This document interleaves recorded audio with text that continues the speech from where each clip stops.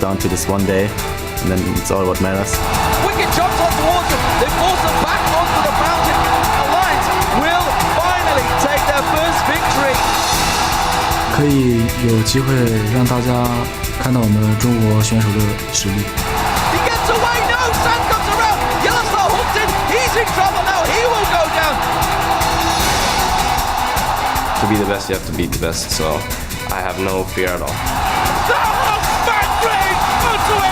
Will do the one for nothing. Take down Samsung Blue.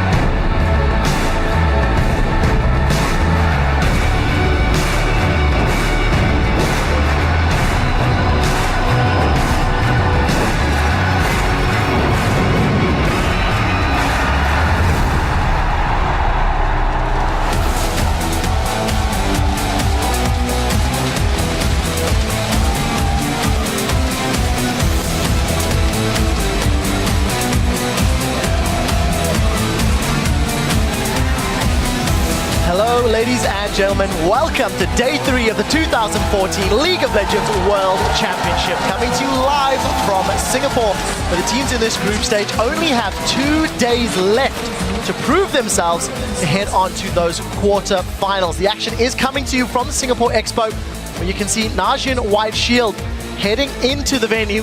Moments ago, Fnatic in their ready room, focused faces as they get ready for a do-or-die battle, which will be against OMG. Much more smiles in the OMG camp. Welcome, guys. I am Trevor Quickshot Henry, and helping me cover today's matches is a fairly impressive quartet of experts. Kicking things off with Mitch, Crepo Forceballs. Welcome back to the desk. Next up, Neil Prolly Hamad from Complexity. Next up, of course, Alberto Crumbs Renhifo from Team Dignitas. And, of course, rounding out the table, LCS caster and General Raconteur David Freak Turley. Welcome back, guys. Before we get into today's games, we're halfway through the Singapore group stage, and it looks like we need to follow Crumbs' lead and rename Group C from the Group of Death to the Group of Life, because right now, quarterfinal hopes are still alive for every single squad. So with that in mind, I want to ask you to go back in time, look at our original predictions, our original assumptions of this group, and give us some more guidance, you know, from Philosopher Crumbs on the next 2 days of games. I think that what we saw happen so far is that the teams are getting to know each other. They understand the strategies that are happening, and into every tournament happens a metagame, right? The tournament metagame is kind of developing, and people are understanding what's happening, like what champion is good, what benefits, and I think Crepo has a good point to touch on that. Yeah, I kind of want to jump on that metagame point there as well. We talk a lot like outside of the desk already. Just coming into this tournament, we expected a lot of these picks like Maokai, Lulu top, but we've seen Aurelia in other regions, and that has stepped up. If we looked at the win rates, Crumbs pointed out yesterday, Lulu's absurdly low, and Aurelia is doing really well, really high win rate, a lot of picks. If we go to the support side, Thresh showed up again. He always like tampers off in the Western regions, but once like these Korean playmaker supports, or even somebody like Moore just plays him up to its limits, is such a good playmaking champion. And then in the top lane again, Rumble. Like he definitely showed up, new meta pick in this tournament, and people are slowly running out of bans. There's only so many bans you have for these 4 champions, and there's plenty more you have to do. Zed comes to mind as well. Yeah, I agree. And sort of speaking of what's shown up at Worlds, really, I also kind of want to think back to when we ranked all the individual players coming into it in the preview show, because it's hard to kind of categorize an individual player until you see them play against each other. So kind of all we had was like perceived strength of region. We're like, well, the Korean's the best, unless you're someone like Name who's got name recognition. So specifically the Group C mid laners, I went and looked at a bunch of stats on them. Peke is actually having a really bad tournament, especially early on. We said he was number 3 in the group. He's playing like number 4. He's down 6 CS at 10 on average. He is the slowest average mid laner of level 6 of anyone in the tournament. He is the slowest person to reach level 6 in the mid lane, so his early game is atrocious. He's the second slowest level 11, only ahead of Naru of Dark Passage, so a really bad start to him. Xiao Wei Xiao is actually the most lane dominant. He is the highest CS lead. He's +5 at 10 minutes of anyone in his group. He has the highest CS at 20 of anyone in his group, and he's laning really well, something we knew about him from North America, but it's still working here. Cool from OMG is a big playmaker. He's actually the fastest level 6 of any player in the tournament. 6 minutes to level 6 there. He's also the fastest to level 11 of anyone. He's 32 seconds faster than Xiao Wei Xiao, a minute 16 faster than Dade. He's making plays for his team. Dade, meanwhile, he's kind of well-rounded. Second highest CS at 10 lead, second highest time to 6 behind Cool, highest gold of any mid laner, so his team's doing really well. And so you have these guys doing different strengths for their teams. Probably, is that what you expected? Yeah, I was actually kind of surprised. Like what Crumb said about the teams kind of learning each other and then playing off of that, I think that's really prevalent in the mid lane. Like looking at like Cool and Xiao Wei Xiao, it started off kind of passive. In the first few games, there weren't many kills or anything like that. And then as the tournament's progressing, Xiao Wei Xiao's killing people, Cool's killing people, and there's a lot more like blood in the mid lane, which is what I expected in the beginning. So I'm really glad that that's kind of coming to fruition. The aggressive mid lanes are coming out now. Well, I'm happy you talked about the mid lanes. It's a natural segue. It's not going to be a killing one, but as we move on, the one world's big play that we're going to highlight from yesterday from Twitter comes from the Samsung Blue versus LMQ matchup. And at CV Dragon tweets, Dade playing around with LMQ in the mid lane at like 10% HP. Balls of steel, and telling them who is their Dade. Roll out Yasuo. They keep fighting. Oh, John the Waters completely misses. This time around, Xiao calls out. There's the ultimate. Right here we have No Name trying to death. He's gonna catch on towards him. He gets away. Ackerman comes in. He's taken low, and Breakman from more just about stopping the damage. Death Sentence land pulls him in. Dade taking low, slides out the way. No Name's in trouble. He goes No down. Name desperately trying to kill Dade, trying to make a name for himself, but ultimately. Yeah. I think the Lantern from Hard actually was the one thing that just gave him the final shield before his flow kicked in and gave him another shield. And that's really hard to land recently in like a cluster of 5 people because it only shields Thresh and the person you're trying to shield. And if you misclick that a little bit, yeah, you just kill him. Manages to survive. Yep. Right, you guys at home can share your favorite moments from those games with us throughout Worlds by tweeting them to us at LOL Esports with the hashtag Worlds Big Plays. Let's also take a moment to check out some of the escapes from yesterday as players narrowly avoided death in a segment that we call Damn Jukes. Thank you very much. Right, first one is Najin White Shield versus Alliance, and watch, he manages to get out with his life. Well, it's only thematic. I mean, he's up against the Chrono Keeper. Why wouldn't Watch be perfectly suited here? What I really like, though, is that Watch knows he doesn't need this shield to survive, so he ward hops instead. It might have been cooldown based, but basically, because he ward hops away, Nif can't land a second auto attack here, so pretty crucial that Watch gets away like that. So close indeed. The next one comes from OMG versus Fnatic, and this is Sun getting away with his life. Yeah, actually, the play is actually in the wrong direction here from Yellowstar, but I'll give it to that. What he could have done is throw the Lantern right here in between the turret and the wall, and that would have blocked Sand. Lantern has a small collision radius, and that way you can really screw with enemy ADs. And if you ever do that, that's called a crepo, by the way. Yeah. Called a crepo, calling dibs I on want my that own one. play named after me, and I can never do it because I can't get to Worlds anymore. Well, hopefully next year. One time. All right. If you guys check out today's schedule, you can see that we have got some ridiculously colossal battles ahead. It all begins with a rematch battle between Fnatic and OMG, and immediately after that, Alliance and Cloud9 will face off once again. Alliance really need a win in that matchup. That will be followed by LMQ versus Fnatic. The action keeps going into the last match of the day, where Alliance will once again do battle, this time against Najin White Shield. For stats on the teams and players, as well as spoiler-free VODs, features, photos, and much, much more, head over to lolesports.com. While you're there, you can play Armchair Analyst and visit the complete schedule to pick the teams that you think will be victorious in today's matchups. Now, we'd like to give us some information.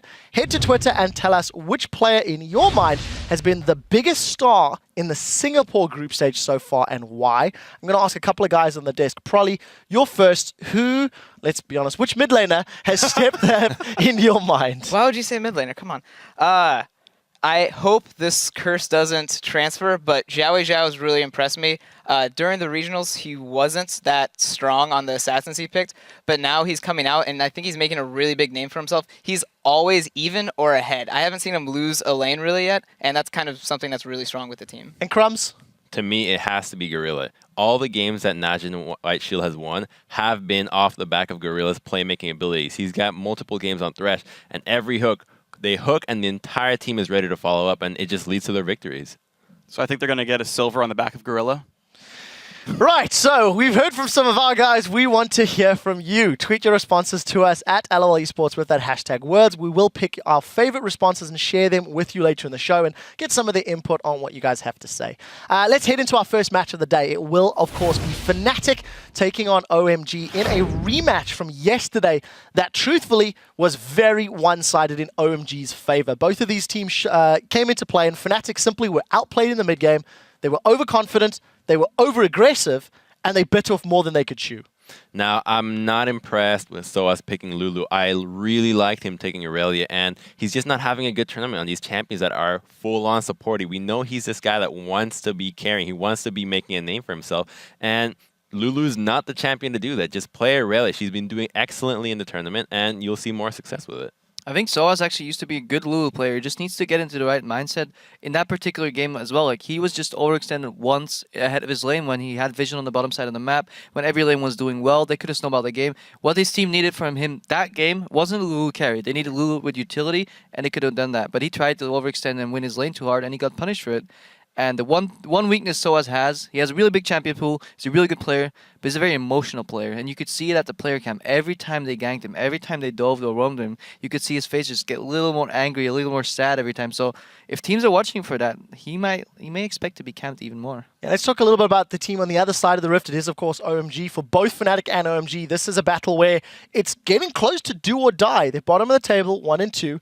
OMG, terrible day 1, better day 2. Sort of the opposite for Fnatic. They've also been up and down, Freak. Yeah, here's the weird thing. So for Fnatic first, if they play the way they did against Samsung Blue, they would probably be able to just win Worlds if they played every single game that strongly because it was such a good performance. But we keep seeing these incredibly hit-and-miss performances. The same thing, of course, for OMG as well. As you said, Trevor, their first day really lackluster. Their second day so good, and it still hinges on Cool to me. Again, right? He gets level 6 really fast, level 11 really fast. He's the playmaker there, and if he can keep going, they'll do well. I definitely think Fnatic's game yesterday against OMG was almost a mistake. It really just seemed like Fnatic just, wasn't in their element. But I think this matchup is really heavily favored to Fnatic if they play the way they do against, like, Samsung Blue. Well, I think we've heard a little bit of insight into both of these squads. I want to put you guys on the spot for the first game of the day and hear your predictions. Who do you think is going to win this do-or-die battle? Which team will show up? We were discussing it over breakfast or dinner, whatever it is now. And there's some split decisions in production. I want to know if there's split decisions here. Crepo, you are first on my list. Fnatic or OMG, who's picking up the win and why? Even though they lost yesterday, I think I'm going with Fnatic still, because I think if they look back at their game, their mistakes were relatively easy to fix. I don't think they should give him Zillion again for one. And for the second part, Soaz, he lost lane early, then he got camped. I mean, it was all pretty avoidable and just snowballed out of their control. Plus, I know Fnatic, once they get beaten, they have this fire and this passion to just show up again. They did it first day as well. They got horribly underperformed. People were calling them out. Fnatic's not going to do well. And once you rule them out, they do well Samsung again. Blue. Yeah. Right, Prolly.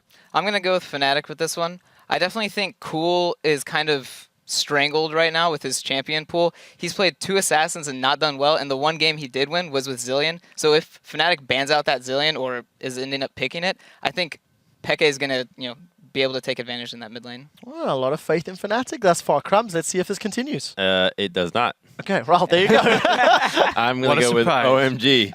And I think that the matchup is going to be a little bit reminiscent of yesterday's, in which OMG took an early Aurelia, and I want to see Aurelia be contested by both these teams, because what we see now is with that E-Max build, you get that 2-second stun at level 9, which can turn any fight around really heavily. So I really want to see going or an OMG take an early Aurelia, build a team comp around that, and then snowball from top lane. Final thought from Freak? I think Fnatic's going to take it. I think as long as they don't go really over-aggressive early game for kind of no reason, they should be just fine. It's just a matter of Fnatic showing up, getting past the early game mistakes, and being this Fnatic that's going on their now 13th, hopefully top 4 in a row. So Philosopher Crumbs is the only odd one out on this desk. He's been right before, folks. Let's take a look at the fan vote over on lolesports.com and see how you guys are voting. 74% of you say that Fnatic will walk away with the win, so mirroring the sentiment from the analyst desk. We'll be heading over to the caster desk for the first game, but first, the European LCS teams tell us about the adjustments that they find themselves being forced to make in Singapore.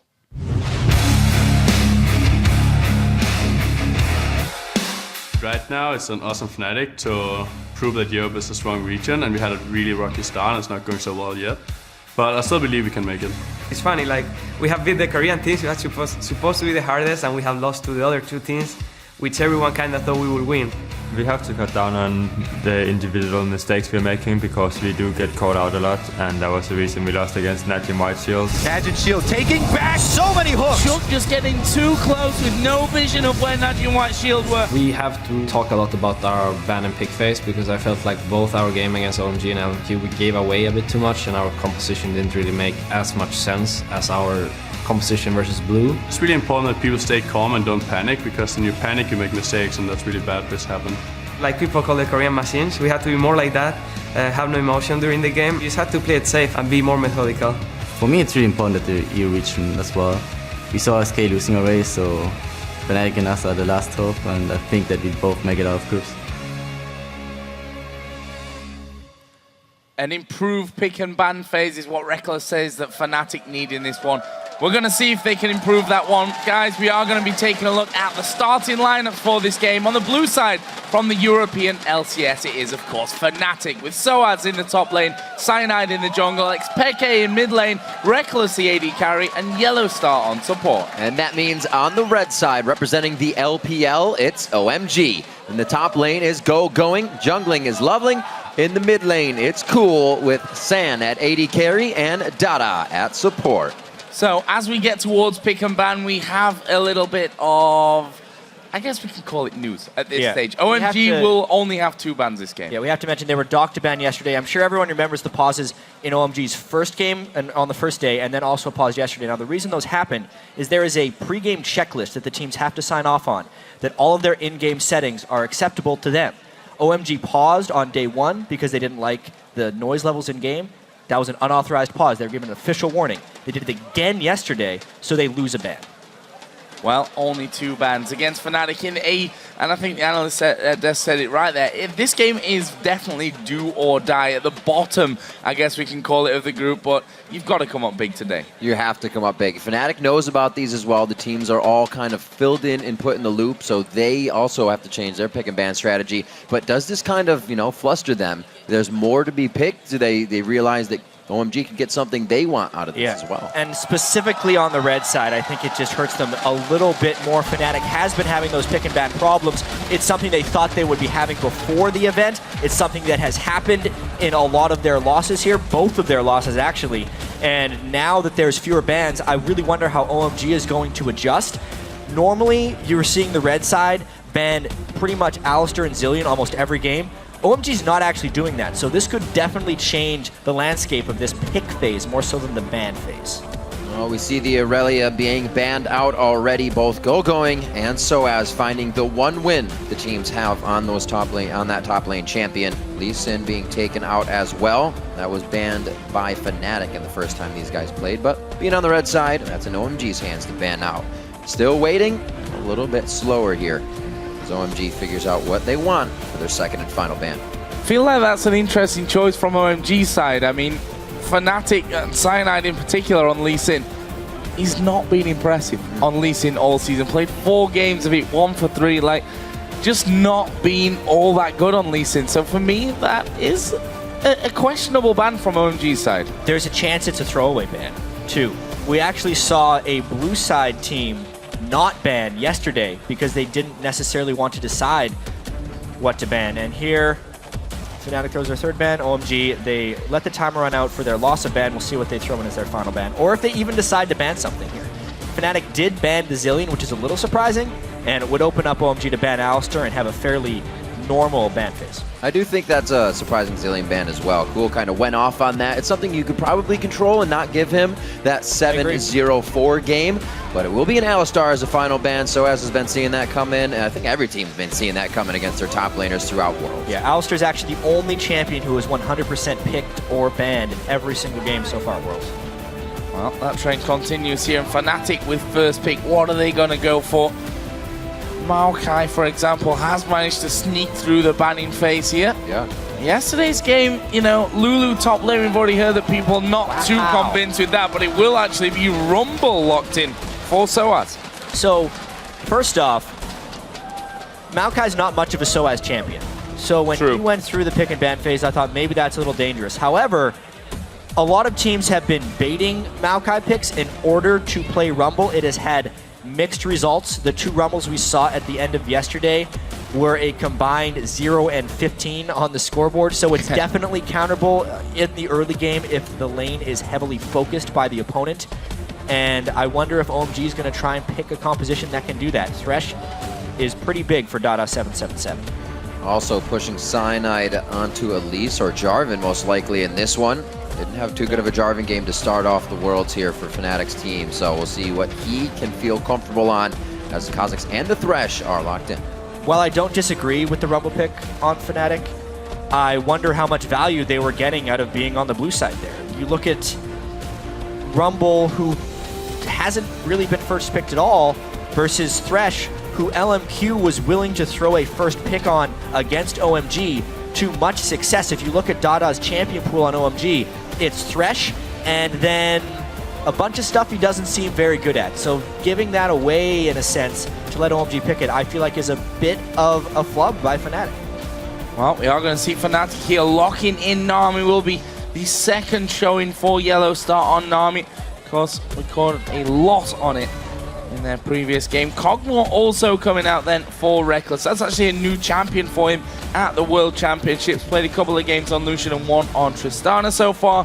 We'll see what he can do here on Cogmore. Keeping it diverse. It's usually the Trist or the Kog'Maw for Sand, so you're grabbing one of those, maybe the Trist for him. They like to go to that late game fight. And I really wonder if they're going to continue to try and go for that late game fight, because so much of the success we saw yesterday from teams was abusing mid-game power spikes before teams could make it to the late game. They already have the Rise in there. Their AD carry choice will really define whether they go mid-game. Corki or Lucian would mean a little bit more mid-game for them.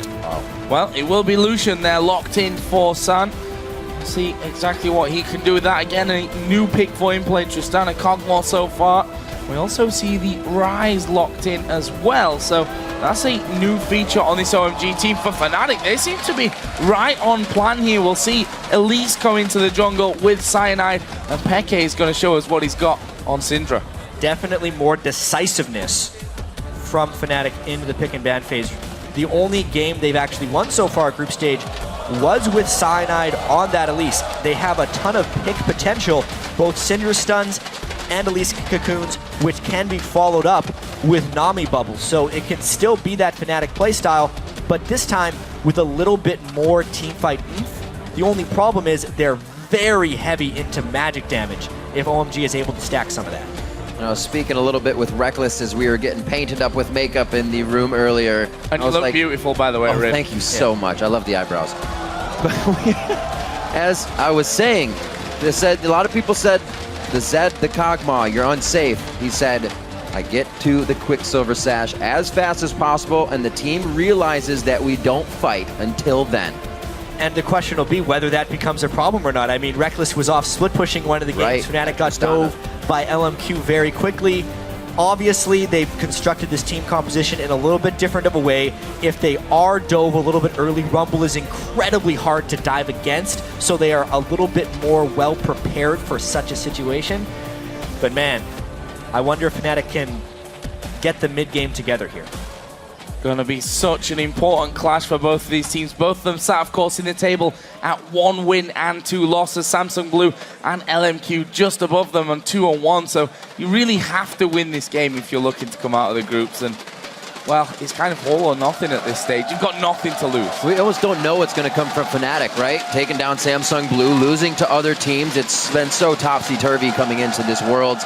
Anything can happen. And that's as always. It is the group of anything happening, obviously. Fnatic group of life. beat the Box of chocolate. the best team. This group is like a box of chocolates. You never know what you're going to get. Yeah, I have to give Crumbs definite credit for that one. Pretty incredible analysis of how this group goes. But guys, now that the champions are locked in, which team do you guys think are going to win? Tweet at LOL Esports using hashtag FNC win or OMG win, and we'll see who your support has gone to once we get into the game. Fnatic, of course, as pretty much ever, I think through the entire year they've had the fan vote on their side, but this is the game where they really need to rally. They have to win.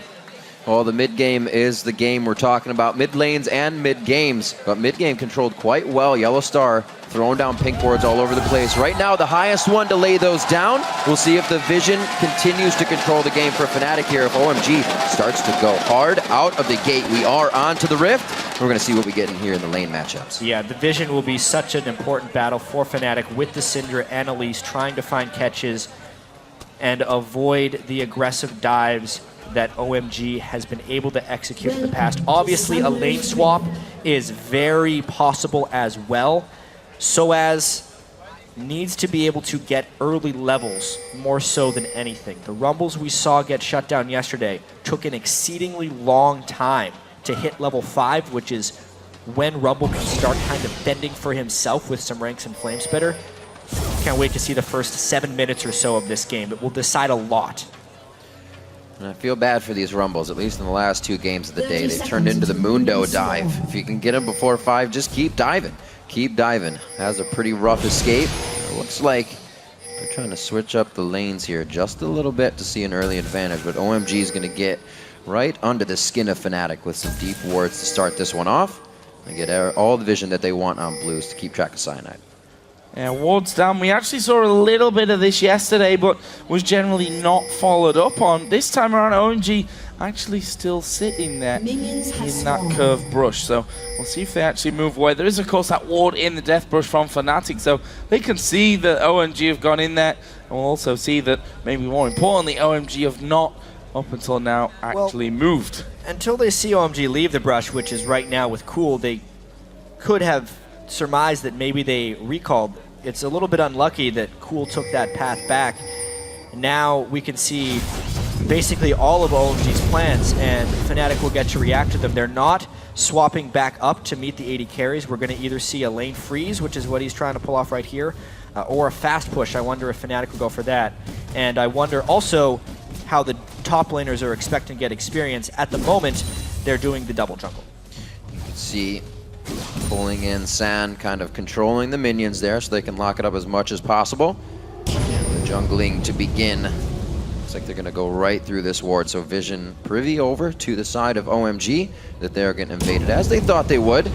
It's really about the first move. Who can trick each other? Because in the beginning of these games, everybody knows what each other is doing. It's who can really go outside the box and make the first move. And I actually kind of like what Fnatic was doing there, taking the Wolf before the blue buff, because specifically since they're doing a buff trade, the later they take the enemy's buff, the more they're going to deny it later in the game. OMG obviously took and fully cleared Fnatic's blue buff about a full minute ago, and the respawn is going to be desynced now. So, Reckless and San both getting free lanes up until now. Dada just waiting up on that top side. Yellow Star in lane as well. As he going, joining Lovely. And of course, SOAS will be with Cyanide as well. Gonna be 4 men coming down towards this bottom lane. And here's the main difference. Fnatic did not freeze the bottom lane.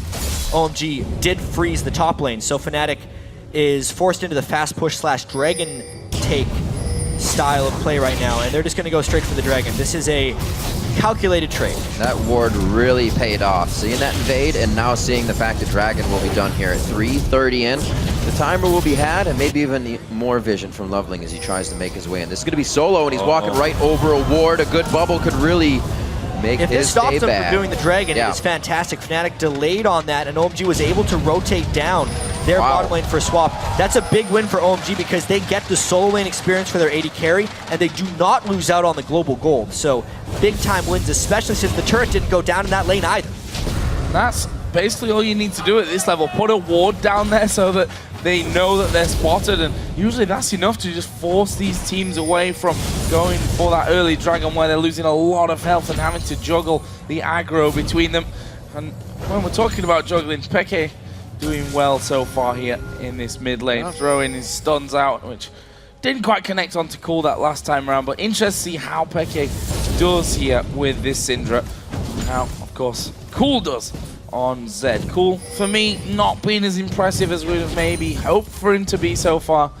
There's always time, though. We still have 3 games to play. And yesterday, in the game they did win, his Zillion was spectacular. That basically took over the game. He killed Peke 1v1, and then he punished Soaz in the top lane. Zed versus Syndra, everybody has trouble against a good Syndra, so Peke, we'll see if he can punish Cool here. See how well he comes out of this one.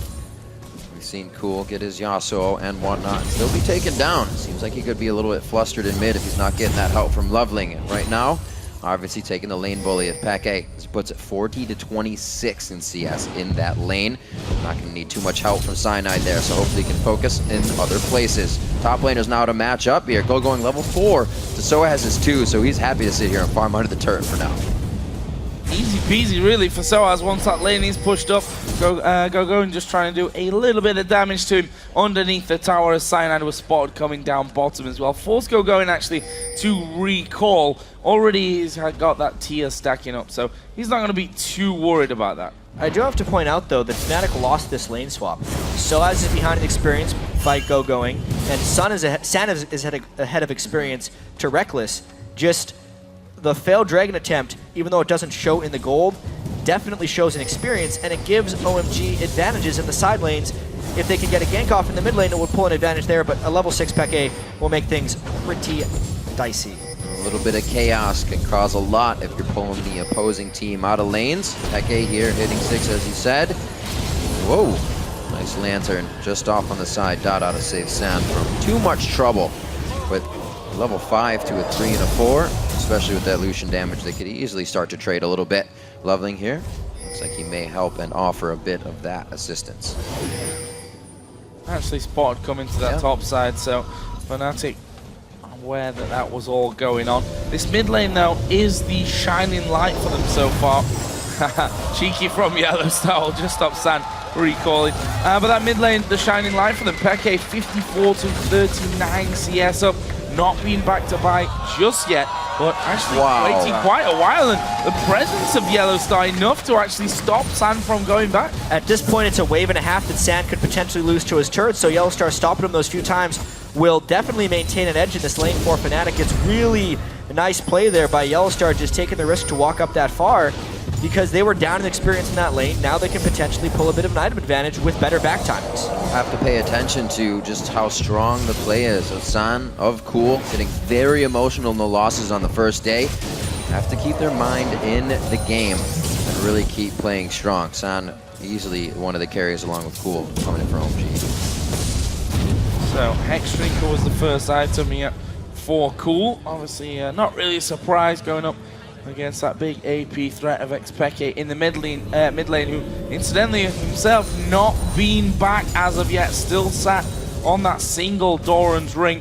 Obviously limits what he can do right now, but when he does go back, I'd imagine he's sat on a decent chunk of gold at this point. I think got his blue buff as well, so maybe thinking, do I really want to go home? Actually, there is Cool going to dive in onto him. Peke has the death mark on. Very close to going down. And OMG, like you said, Jat, they are 6s across the border, at least higher level right now, and really taking this laning phase to Fnatic. One of the big reasons that Cool was able to go aggressive there was because of the support roam from Dada. His Thresh definitely showing a lot of presence, but they do not actually gain that much from it. Peke needed to go back to base anyway. He would have liked to delay a bit longer for his team's Unholy Grail, but now, again, roaming Dada 7. Very close to getting hit up. Yellowstar giving himself a quick spell. That movement speed passive from Nami gets him to safety. He gets out swimmingly. So 9 minutes on the board. Still no kills to come in here. And just a slight gold lead due to CS back and forth for now. San and Dada happy to push this one up to the turret. Keep the harass going. So we mentioned in Champion Select that both of these teams actually have fairly strong mid games, which will make it even more important that they can capitalize when they get a power jump in items. At the moment, San was able to go back and get his BF sword, so he needs to punish this Reckless lane before Reckless can go back and finish some of his components. Phage and Trinity Force will generally be when Reckless jumps ahead of San a little bit. The same thing goes kind of across the board. If GoGoing can complete his Rod of Ages, that's a big jump. If Soaz can complete Magic Penetration, that's a big jump for him. We have to track those things and see if the teams act on them, because Fnatic has struggled with that a little bit in their defeats. Soaz as well, struggling a tad. 0-2 on his Lulu. Outspoken about those AP champions in the top lane. And even with a loss on Aurelia in the regular season, he showed very well on it. A lot of people have here at Worlds. This time on to Rumble, down 20 CS. Can he still make an impact? The ults are going to have to hit in the fights with the way he's down right now. Peke a mile off there with that stunt.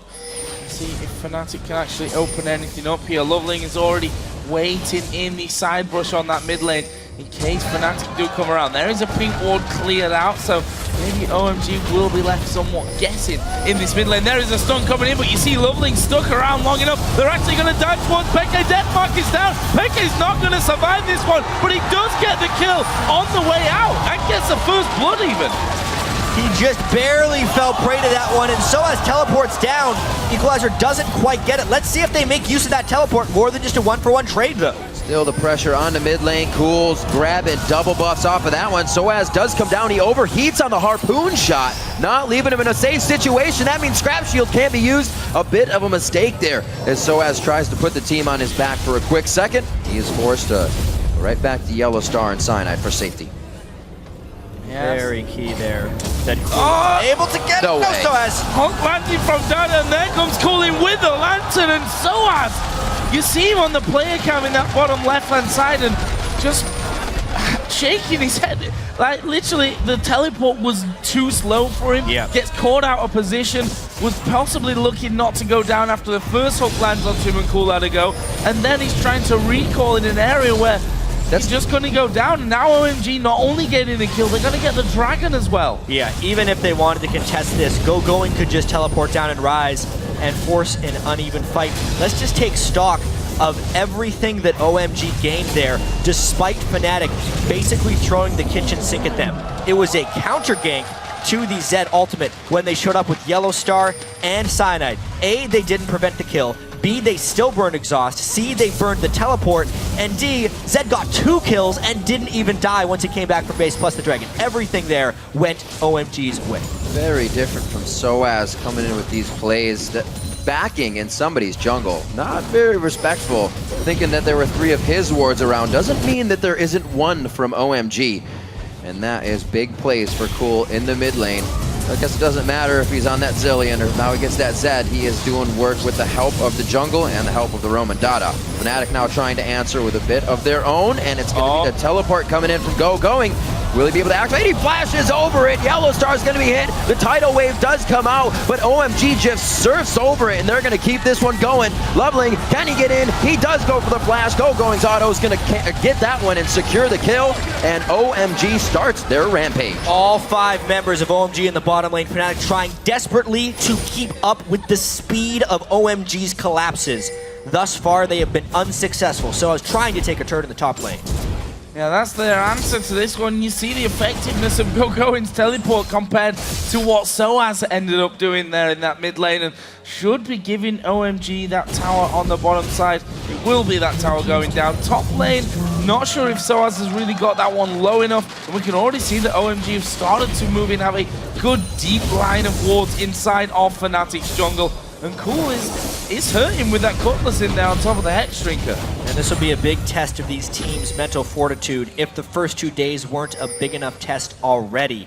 Considering OMG's story coming in here, they started the group 0-2. To be able to come out of that, potentially win their next 2 games, would just require an immense amount of mental strength. You take Fnatic as well, having to beat Blue to come out of their slump as well after losing on the first day. It's just so hard for these guys to every single game have to show up knowing that a loss could eliminate you from the group. Both of the teams much more improved than on the first day, but the question is, when it comes down to it, who improved more? So far, it's OMG as they start off the game 3-1. Peke able to get his blue. They can keep that to him. It'll be very good. Cools, he's going to be receiving it, but not a necessity. And this is where Cool now may start to shine, headed off onto those side lanes. Actually, Lovely going to come around, try and steal away the red buff, and becomes a lot easier when you've got that smite available. Takes that one down. Meanwhile, Soaz forced to use his ultimate in the top lane to get rid of that minion wave. And Fnatic slowly but surely seem to be falling to pieces. And we were talking about those mid-game power spikes. There's a Rod of Ages completed, the BF sword almost an Infinity Edge onto Sand. Fnatic trying to group to make up for it, but they just strictly don't have the spells right now. Dada gets caught way out of position. Nicely done. The calling coming across from Sand. He has not finished the Infinity Edge, but he's still able to put out big damage with all the pieces on it. Cool's trying to keep this one going. Yellow Star with the double bubble to keep this one a bit disengaged, as only one was lost on each side, but that's Reckless down. He just got evaporated by the OMG team. Sand, though, gets real aggressive. The fact that OMG actually trades 1-for-1 despite Dada dying before the fight even began shows how far ahead they actually were there, and it's actually a pretty good trade for Fnatic at the end of the day. And we talk about it being a mid-game centric group pretty much everywhere. They have the items right now, they're spiking, and they're perfectly creating these fights for themselves. Infinity Edge will be in for San in just a little while. Got all three parts of that one. On the other side, though, for Reckless, after that death there, Sheen and Zeal in net, Phage still to come, and the rest of that Trinity Force going to be lacking a little bit behind. Fnatic, though, actually pushing back here, and they may have got this turret. If you first fail, try again. However, they lost their minion wave. OMG is pushing the side wave. They are investing a lot to try and get this one, and they could not even finish it due to the fear of the OMG collapse. Tanking that turret without minions and without a real tank on the Fnatic team is pretty dangerous. Cool, I think fancies this one. I mean, Peke at half HP. Soaz was tanking the turret there. No one was hitting the turret. All a little bit disjointed here so far from Fnatic. Definitely need to basically forget their problems, I think, and get their head into the game, because so far not been making the plays that they need to. There's to stand a chance of coming out of this. What is I mean, I'll give the respect to that. This is a ridiculous group of Worlds, right? Absolutely. I mean, very, very hard to call. There is a hook from Dada. The turret already being pushed. A culling being used straight away by San will actually force Fnatic back somewhat, but the minion wave's already gone. The combination of power that OMG has on their team right now with the evolved W from Loveling to poke in and just create setup for Rise and Zed to obliterate a fight seems like it's a little too much for Fnatic to deal with. We talked about Rumble and how he was going to need to secure experience in the early and mid game. Soaz has been shut down, level 8 to level 10 of Rise, and he is a non-factor at the moment. They just get completely sieged out by OMG. Sieged out indeed, and now everybody trying to share experience throughout these lanes. As I said, Reckless earlier said, for instance, Zed, I'm going to get a Quicksilver Sash. Well, you are so far away from that right now, and OMG is right on the front doorstep. Oh no! A pie to the face of Reckless as Cyanide dodges out on that one, and it looks like he will be getting popped by the death mark. He goes down to Cathian Surprise, could finish going, but he flashes over the wall. Sound with a beautiful relentless pursuit to save himself as well. OMG sat on that equalizer and got flanked very well by Fnatic. They're desperately trying to get away because that gank actually went pear-shaped. Double slow for Soaz, and he's going to finish off with a flame spinner. Meanwhile, Peke chasing Cool, lands the stun. He's in the bush. Oh, he's juking round, but well, I got excited about that one. Peke able to finish off plenty of HP, and just like that, Fnatic bring the kills back even. Let's see what they can do with it. That was sneakily reminiscent of Fnatic's fight in the semifinals against Royal Club when they came back in one of those games where everyone was hit around the side. They get initiated on because OMG thinks they have a good fight, and then Soaz and the rest of Fnatic Cavalry come down and just decide to wreck the fight. Whether or not that gives them a window to take the dragon or not will kind of decide if they pulled even in this game or not. That is definitely something to remember, that these teams finished a lot farther than they're putting up. The performances will show this year. Fnatic definitely wants to get out of the groups. OMG, they're fighting for their lives as well. You're absolutely right, Riv. After these teams' performances last year, falling out in group stage would be a monumental failure, especially for OMG. When you look at the LPL region, the other two LPL teams are already in the quarterfinals. If they don't make it, they're essentially the black sheep of the LPL scene. Yeah, definitely a lot of pressure coming from that. Oh, Cocoon lands onto San. The stun from Peke will be chained on as well, but not a follow-up there. And Fnatic, you can see, despite having the control on this bottom side of the river, have been very, very hesitant in starting off the Dragon. They know there's only a couple of thousand gold separating the two, and here comes the hook. Oh, it was so close to landing onto Cyanide, just wide from Dada. These teams don't necessarily want to start Dragon. If a team does start Dragon, it would be OMG because they have much better fight peel. Fnatic doesn't really want to deal with Ryze right now, especially if they have to funnel in a line.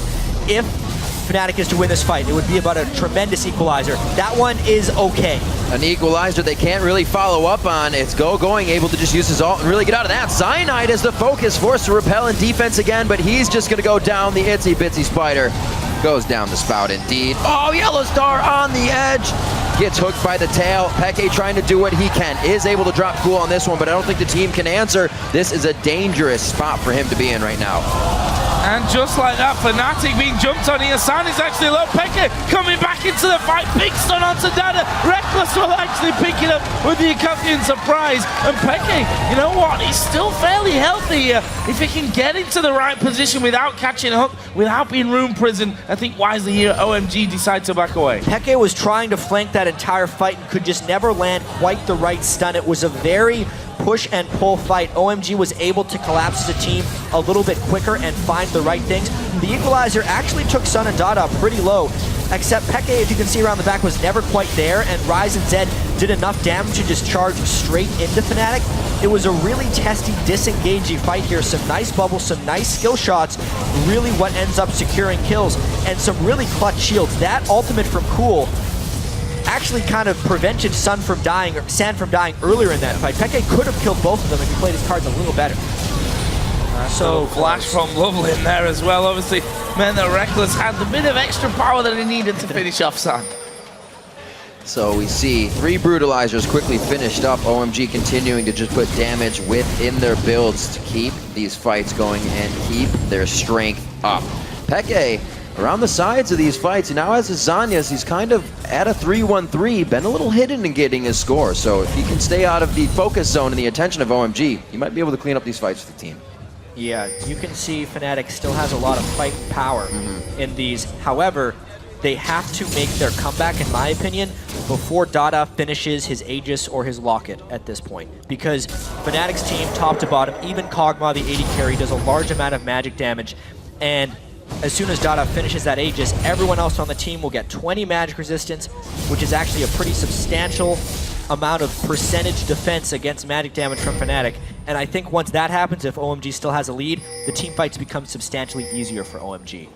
A composition that Fnatic have just make it very easy to itemize defensively. See the Hex Drinkers in there as well already for both Lovely and Cool. Fnatic here just trying to get a bit of vision back on their side of the jungle as Peke saw already that Cool was around there somewhere and guessed right as he throws the column over into that brush. If you look down the farm at this stage, just to kind of touch on that one, there's a massive difference if you look at the top laners. So has 97 CSGO going 164 plus 303 on the scoreboard as well. I mean, Going is getting to the scary stage really quickly. And if you look at the gold disparity, that's pretty much where it all lies. Between them and the jungler, mid lane, AD carry, and supports are all pretty comparable as far as power goes. So in a perfect world, Soaz could kind of trade himself for going and Fnatic could fight 4v4. But Rumble isn't exactly a split-pushing threat, so he has to team fight. Unfortunately, that draws in the most farm member of the OMG team. We also have to remember Cool, he gets big as well. They can put this into the 1-3-1 and really start to spread Fnatic thin. They have a good siege stop here. Obviously they can clear the waves as it grabs to the turret. Reckless and Peke able to stop that up, but it only can last so long. OMG will go under the turret, whether it's full health or not, and they will continue to get these fights. They still have a 3,000 gold lead with what's been going on. The Dragon up in 2 minutes, and that side of the map is quite dark. So I might see a little bit of focus start coming to that. So both AD carries actually just recalling out of lane, which means a finished Ghost Blade on one side, and almost the Blade of the Ruin King done for Reckless as well. Should have it the next time that he does go home. But for now, Lucian going to be feeling strong about this one. The Blade of the Ruin King done for Zed. Of course, Ryze has been stacking up that Rod of Ages on his tier for quite a while now. Going. A lot of people were, I think, relying on going to do so well for this team, and so far here today, definitely delivering when it really matters. Cool himself also at 4-2-2 on that Z, but we start to see it get a little bit more difficult for him as things go on. You know, Quicksilver Sash will come out for Reckless to get rid of the Death Mark. The Zonya's Hourglass already done for Peke to, well, at least try if he gets the timing right to dodge the damage of it. Seeing the builds coming out from Loveling and Cool as well, those Hex Drinkers hopefully stopping that front end burst of Peke that would nearly zero them out. This could be that time it happens. Again, dodging out on the ultimate. He's gonna go ahead and pop his Zanyas though. Nice time for the Death Mark. Just a couple mid laners playing the matchup properly there, dodging each other's ultimates with various different mechanics. Fnatic, I think, gets the edge off that one. You can see Cool has to go back away. As you mentioned earlier, Riv, the vision control is in Fnatic's favor. They have placed tons of wards this group stage. Also, Yellow Star has been a ward killing machine, killing a ward on average every 2 minutes, which is pretty remarkable. Gets another one there, and Fnatic is trying to set up this Dragon. Even though Soaz has been behind the whole game, the fact that he has hit level 11 right now is massive, getting the second rank into Equalizing. If he can land a good one, Fnatic still has a chance, as Aegis has yet to be completed by OMG. So this is where I'm interested in how decisive Fnatic are on the Dragon area. See that they've got vision down already, thanks mostly to Yellow Star, who's been in there, got that pink outside of the pit, but they're still a little bit cautious of how OMG are going to play this one. Loveling just using his upgraded Void Spikes there to poke away as much as he possibly can. The pink ward comes down and Dada gonna step forward. Nice little lantern just to get vision of the Death Brush as well will reveal that pink ward has been placed. So Fnatic, while they have positioning, OMG are just on the border of the river. Fnatic would love to wait a few more seconds. The Zanya's almost up for Peke. Great ward clearing here. They're super able to protect these pink ones right now. They gotta make sure they're really the objective fight, not the all-around in the middle fight. That's where OMG can really take a hold of this. It will really depend on how Going can approach this fight and whether or not Ryze can land some nice AoE. Additionally, Cool's ultimate, whether or not he can land it onto Reckless, since there is no armor and no QSS on him as of yet. There's one try. Can he get him? There's the answer for you. Goes right back into the base. Oh, he pulls back the Shadow, but he gets hit. That turret shot did go back to him as well. But he pulled the entire Fnatic team into the base, and OMG is just taking the Dragon. A 1-for-1 trade that results in a Dragon for OMG is a great move for OMG. Yeah, Worth is called there by OMG, and they will just back away from that Dragon. Getting another kill onto Cool.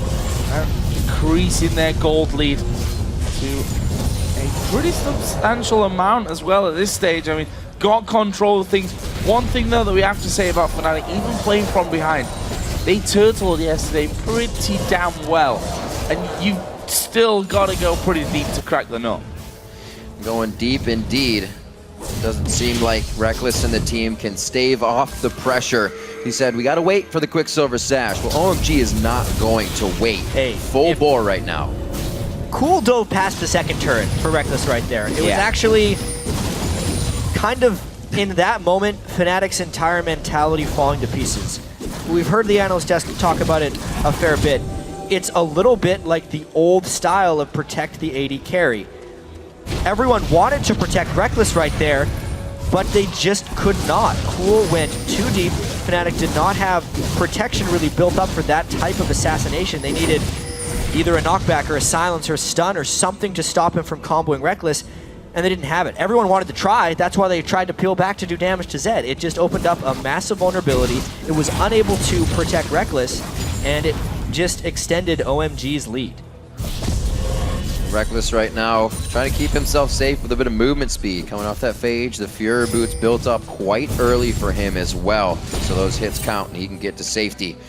Let's see where they continue to go off of this one. Peke to still hold the bottom lane as Cool keeps presenting himself. Oh, Sam actually getting hit there by the Cocoon, but no real follow-up. And we talk about this whole protect the AD carry here, but no Quicksilver Sash coming out for him. There's no Mikhails to really help him out on that front as well. And Mikhails, as we saw yesterday, funnily enough, can be the difference between your AD carry going down and you losing the game and you've been able to hold and defend. Yeah, there's a sneaky heal onto Mikhails as well that could definitely help out. if Cool jumps on him. However, the gold just hasn't been there for Yellow Star. So much gold into pink wards, hasn't been able to quite complete it, and he's not close yet either. So Reckless will kind of have to fend for himself. You can see they're trying to keep Cool away from Reckless. They're actually answering the split push with Peke, which will limit Fnatic's ability to force fights here, because generally Syndra is used as that long-range safe initiator, and they can't do that when they have to answer Cool's split push. This is actually a rare execution of a split push by an LPL team. Normally in the LPL, they'll split push for a little while, but then the other teams are so good at forcing 5v4s, they can't do that.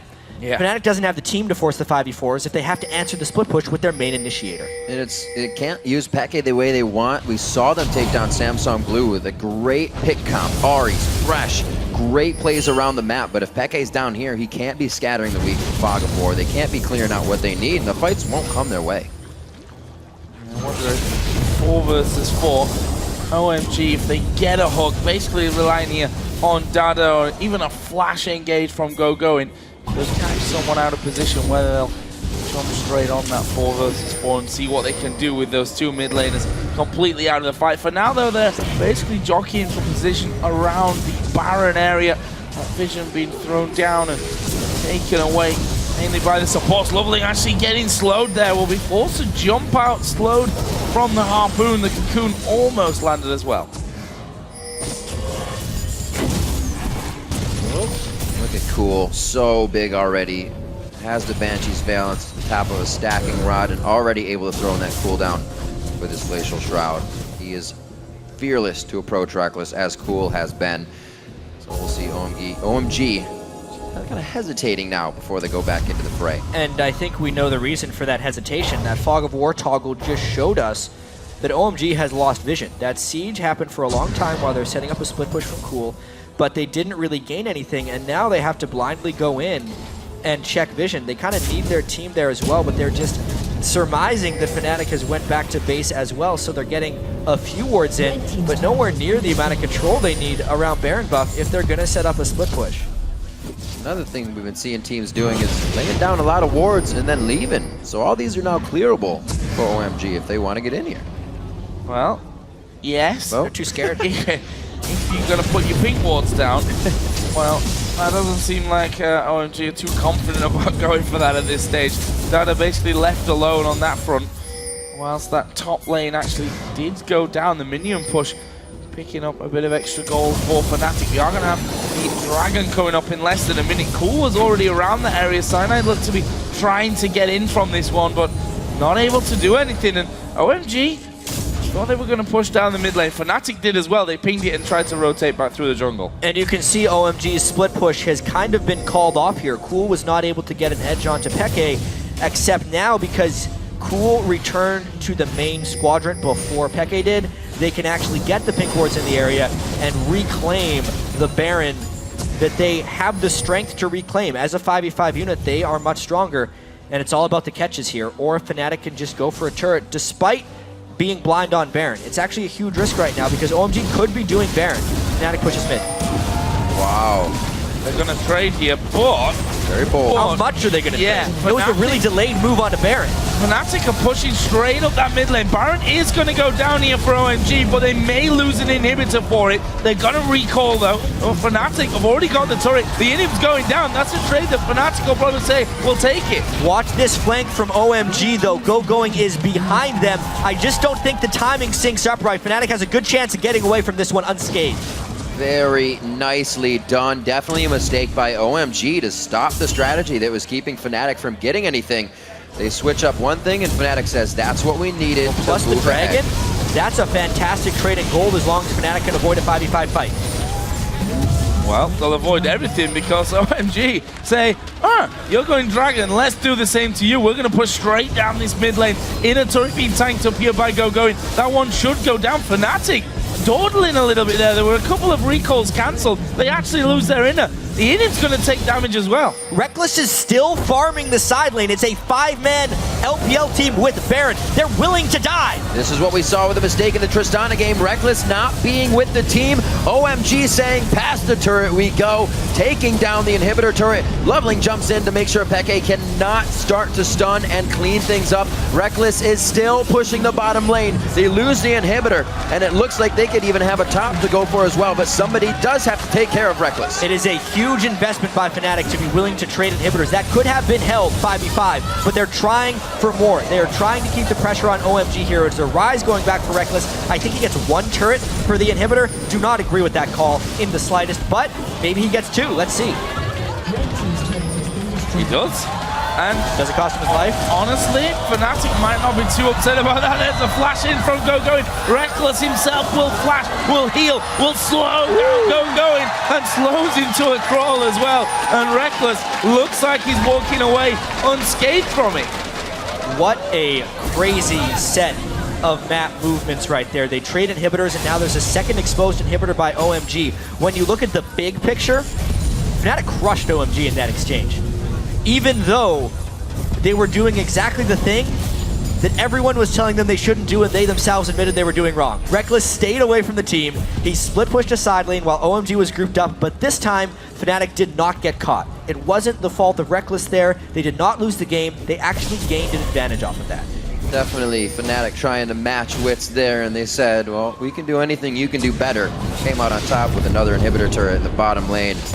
Very much so going to pay off, as Baron being down, the map objective free, so they don't have to worry about anything on the top side. Pressure can be really pushed by Fnatic now, wherever they want to go. Still down 4,000 gold, though, throughout this entire game. Red buff delivery service there for Reckless. He's going to need to carry the team here. So much of his farm, he now has his QSS. Soaz is also about half as CS'd up as the opponent top laner in Going. Kog'Maw has to do a lot of work in these fights. And that's a key thinking, where's the logical next move for OMG? Down at the bottom lane by the looks of things. And they would be right on that as well. OMG are moving in. We've got Loveling to the side, and Peke is going to be having horrible flashbacks about this kind of scenario with a Thresh over the side of the wall. Not going to be wanting to get too close. Just stay away from this turret. I feel like the danger is way too great for the value of this turret. If anyone flanks behind them, OMG still has Baron, and it's effectively a 5v5 in an open area. They may be able to catch OMG off guard now with the Quicksilver Sash and the Mikhail's being finished. May give Reckless what he needs to get himself in a good position. Like you said, though, Peke, the Nightmares are coming in. We can see him staying quite far behind as he takes care of Cool in the mid lane. Yeah. I guess OMG is delaying a little bit. Cool actually wants to go back to buy an item. Everyone on OMG is deciding to not push their luck. You can see actually their Baron had worn out, so staying down there would have been ill-advised. And now it's all about ward control around Baron again. Both mid lanes inhibitors will be respawning shortly. And honestly, it's still game on. OMG has a slight edge, but it's later now, and potentially Fnatic has the answer. And the pressure only grows. Literally going 1-3 in the group of death is a death sentence. It is not going to be the easiest thing to get out of. Well, you're probably not going to get out of it. Oh yeah, I mean, we did see EDG sneak through with a 3-3 group phase. Obviously having to play that tiebreaker game, but I don't know. I just feel like the loser of this one is gonna be on such a downer, because they're just gonna be feeling absolutely crushed, knowing that this game is so important to them. But we're also at almost 40 minutes on the clock. Fnatic have got 2 open inhibitors. There's an inhibitor down on Fnatic's side of the map for OMG to push. You make one little mistake, which honestly either of these teams could make at this stage, and you push in and you're probably gonna win. Just erase that progress. It would. They played the entire year, they played the entire group up until these last 10 to 20 minutes of this game could potentially end it for them. They're both 1-2 already, so obviously some mistakes were made in the group for these guys. OMG definitely holds the upper hand. Fnatic needs to make a play. They are a playmaking team. OMG now flexing their muscles, saying we can just walk in here and start getting some pop shots onto the inhibitor. Loveling with the blue buff, able to just continuously throw out that spread of spikes and keep the disengage. But the double bubble goes out. Scatter the weak. That's the ultimate on 2. That's going to be Loveling, and he goes down. Soaz is overheating, they got to back off here. The miscommunication can really throw this one off, but all of Fnatic pulls back at the same time. Nicely done, leveling down. And a hero minion saved Cyanide after that repel. The one guy who'd wandered into the base allowed him to get back in and also made the hook from Dada miss. At that point, it was all about the catch and the exhaust on to Going actually in that fight. Going would have wrecked Fnatic with his 314 CS and near max item build, if not for that exhaust. But even so, it's one kill. It kind of resets things. Fnatic was solo from the fight. They're still trapped in their base. Do this again. Yeah, it was really just a nice catch. Let's see who gets it first. It was Yellowstar leading the way with the hardest skill shot. And it caught him while he was jumping, so he couldn't jump away once the CC was down. Gives them an easy jump here. And honestly, watch Cyanide go up. That one minion chasing in, he's able to recall too. Dada didn't see that minion, otherwise that's where he would have thrown the hook to. Close one. The real MVP. Got Baron coming up here, Stun actually coming out, they've hooked in the spider! Cyanide down to less than half HP. He couldn't follow through. That's a good culling coming out from San. Is that going to be enough here to force Fnatic to back away and give OMG a Baron?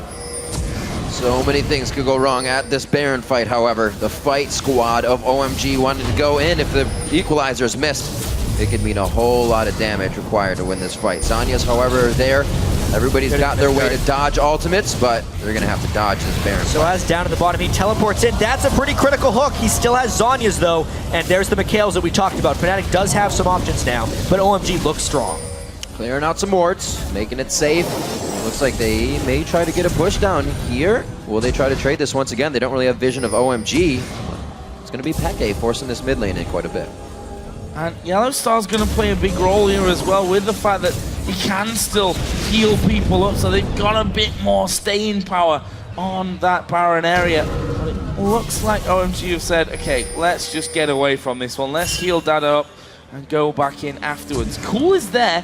Fnatic are actually headed down to Dragon, which is not going to be directly spotted out by wards. I think this is a wise choice, sending Reckless alone for that one and keeping the rest of the team in that mid lane so that OMG don't rush over to Baron. It's a slight amount of catch-up that Fnatic is still playing.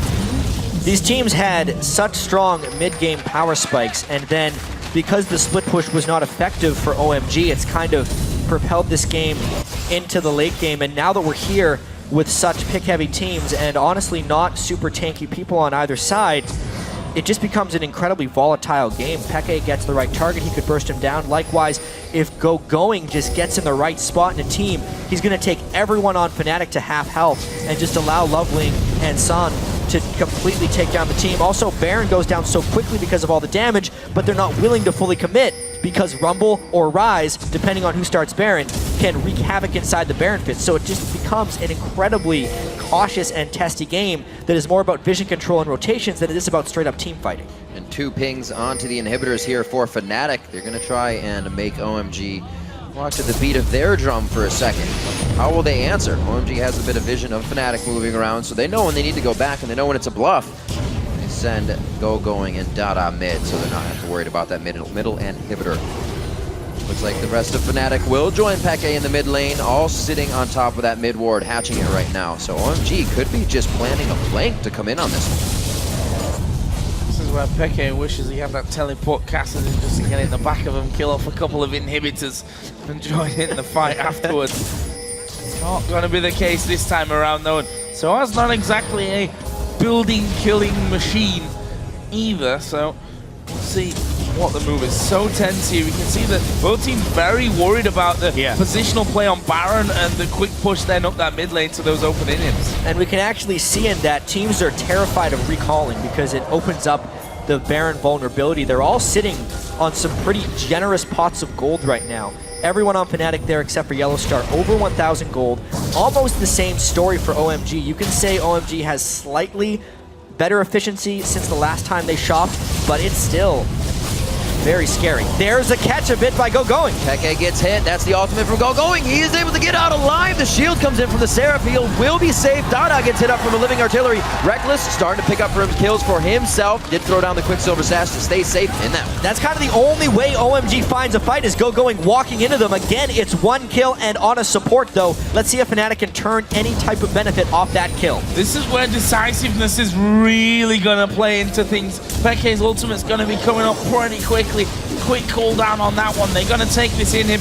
Will they go for the bottom in him as well? OMG's flanking from behind. There is the Culling coming through. Yellow Star down top. There is Lovely coming in. Quick exhaust, though, will mean that he has to back away. Fnatic get the in him, but now they're in a scenario where they're at half HP, and Baron's maybe not even a realistic target. They've got to keep OMG away from that as well.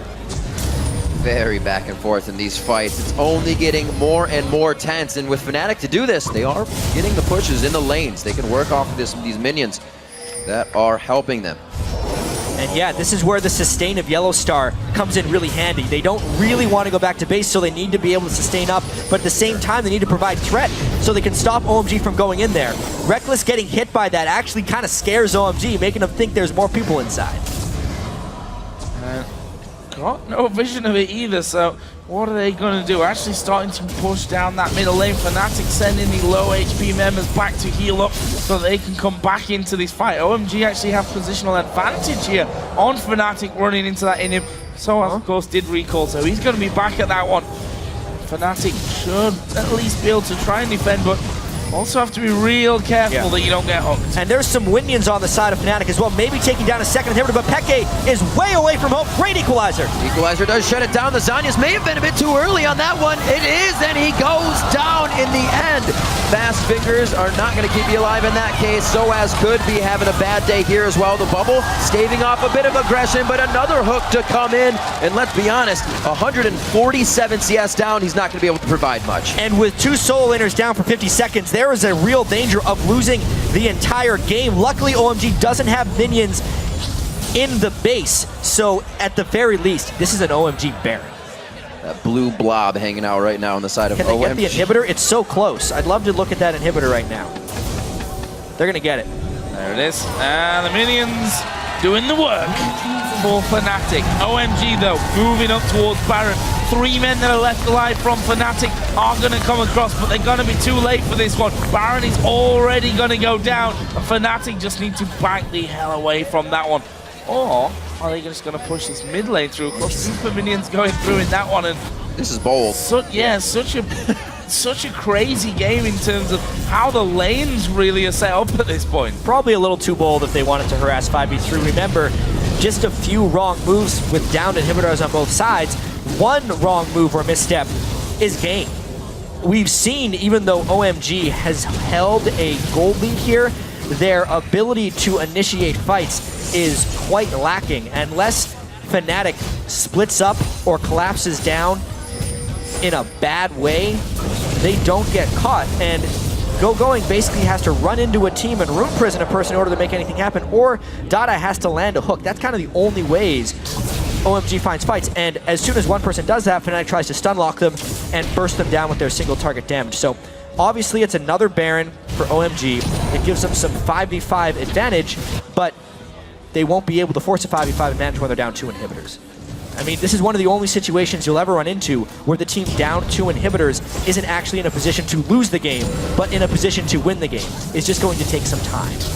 Sure, Fnatic is ready to continue these fights. The Infinity Edge built up onto Reckless. It looked gruesome throughout the mid-game, but they were able to stave off enough fights, get the items they need, and now Reckless absolutely in carry form. Peke with a double version of staying alive. Zanya's on top of his Guardian Angels now, and the Void Staff. Pretty much everything completed for him, full build for that Syndra. The plays to be made now, and really, just off on the side. You can't land the ball. It's like you were saying, Joe, the one mistake is going to mean everything now.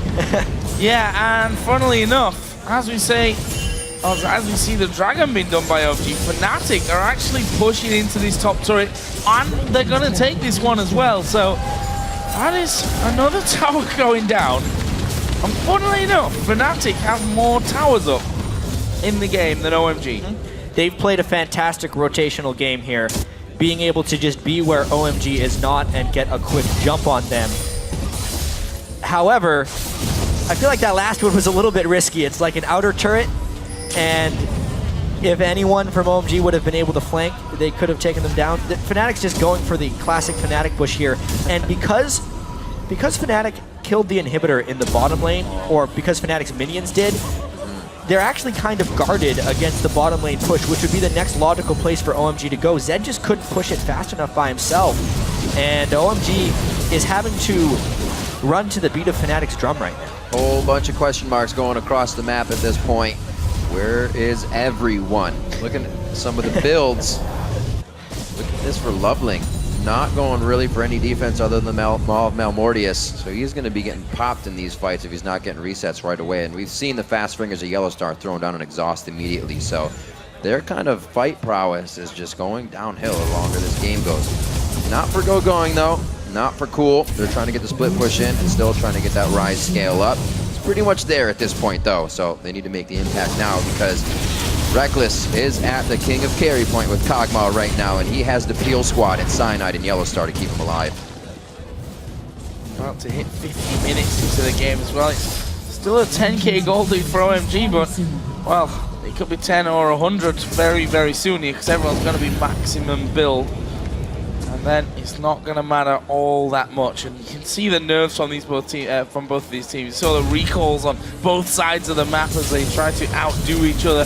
Both of them scared that the other team's going to be pushing straight down one of those lanes, trying to fast push for the win or for at least an inhibitor at this point. And something that suffers greatly in 50-minute games is actually ward control. We haven't gotten to a 50-minute game because all these mid-games have been so explosive, but as soon as people need to get that 6th item, they lose their ability to buy wards, which is why both teams are doing double scrying orb, because they can't rely on vision setup anymore. They need to scout with mini clairvoyances with those double scrying orbs just to hope to find the right fight. It makes the game having a much higher probability of catches. That's a big ult to be down. Peke not being able to use that in the next fight. They're going to trade back. It's going to be a backing. Cool, though. How fast does Fnatic move on this one? Sand does throw out the culling, and everything is given a bit of breathing. And you saw, actually, Loveling didn't take a huge amount of damage from that ultimate from Peke. It's because a lot of magic resist has actually been built by OMG. Everyone on their team, aside from Dada777, who has 99 magic resist, has 100 or more magic resist. Now, if you're not factoring in penetration, 100 MR would mean you actually take half damage from magic damage abilities. Obviously, Fnatic has built some Void Staffs and Sorcerer Shoes, so it's a little bit better than that, but the type of damage reduction OMG gains from those things is actually pretty great. Pushing from OMG down that mid lane, although their AD carry is not home. He's gone and picked himself up the red buff before they start to move in. We've also got 1.5 minutes for the next Baron, which, the way this one's going, you have to feel will be part of the equation in the ending of this game. Fnatic simply just going to push those waves right back at OMG. If there's a fight that goes wrong here, the game is over. If OMG can catch Peke or Reckless, they probably win. However, for Fnatic, they would need to win an entire team fight to have the time to go back down the other side and take out the inhibitors and Nexus turret just based on the positioning. And because Fnatic has a fairly pick-based team, they're getting 1 or 2 kills and generally not team fights. But I've seen stranger things. This game has been absolutely crazy. 52 minutes in. 52 minutes indeed. 50 seconds left on the Baron, which could mean life or death for these teams here. 11 to 10. That gold lead, 10,000, 11,000 in favor of OMG right now, but Fnatic finding ways to play from behind, making it work for them. Still waiting on Reckless here to do some big moves for the team. We don't even have 18s across the board yet, so they're still looking to get a bit more out of them. Actually, Cool has moved down towards that bottom lane to try and put a bit of pressure on that front. Fnatic have already pushed up to the halfway point in middle. Cool's going to be recalling, Sand's going to be recalling, which gives Fnatic, at least for now, position on Baron and allows them to get some vision down. OMG are just going to come right back at them and do the same though, surely. Yeah, Fnatic has a bit of an edge here because they have 2 sight stones, so they can get slightly better vision coverage. They're just going to go for this one. They kill it so fast, and they know Zed is actually killing their inhibitor, so game on. Baron going down quite quick, not going to have much from Ardent Blaze. Baron goes down. How many do they send back? It's going to be Cool, doing quite a bit of work. He gets the inhib. Looks like he's going to be forced to back though, and Fnatic will not look to make any forward moves off of this without the vision of the full team of OMG at this point. Bottom lane, could be another inhibitor. It was actually pretty key that Fnatic didn't recall in the Baron pit and instead ran away as a team. Otherwise, it would have been pretty easy for OMG to just interrupt all their recalls with a culling from San. Therefore, they actually do the opposite of what OMG did earlier. They trade their own inhibitor for a Baron. Such is the cycle of this group. And honestly, anyone's guess as to who is going to come out on top of this one. There's a dragon at least for OMG. This time Dada actually hit his hook, was able to go sailing over that wall to do the dragon with the rest of his team. Fnatic is still inside of their own base though, just trying to make sure that those waves are pushing in their favor. Actually having to push all 3 lanes here because even top's pushing against them. You can see how much OMG doesn't like that split push. Like you said, Jat, a little bit of a style change. They have everything they could to start spreading Fnatic thin, but it's always a death ball for them. It might be hurting them a little bit.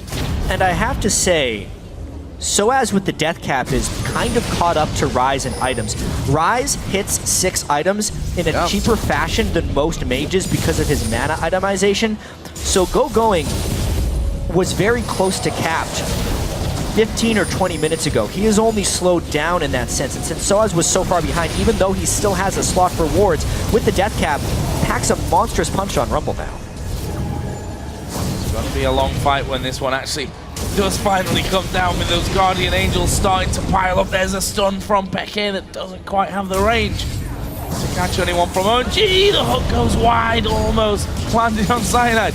Almost seems to be the word to use here over and over and over and over again because things so close to landing. There's actually the stun from Peke onto San, and Fnatic starting to move through again. Almost a bubble landed by that pink ward as it was cleared out, and you can see just how scared Fnatic are of making a mistake.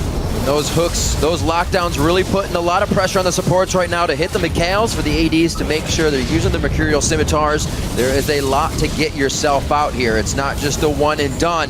Fnatic trying to push in for that though, looking to get the win here. Nobody wanted to go 1 and 3 on this group. Like we said, that would be a death sentence, and they are trying to push for the victory here. The entire path to their season can be decided on this push. They're getting very close to being pushed off. Every hook could mean the group, depending on how it goes down.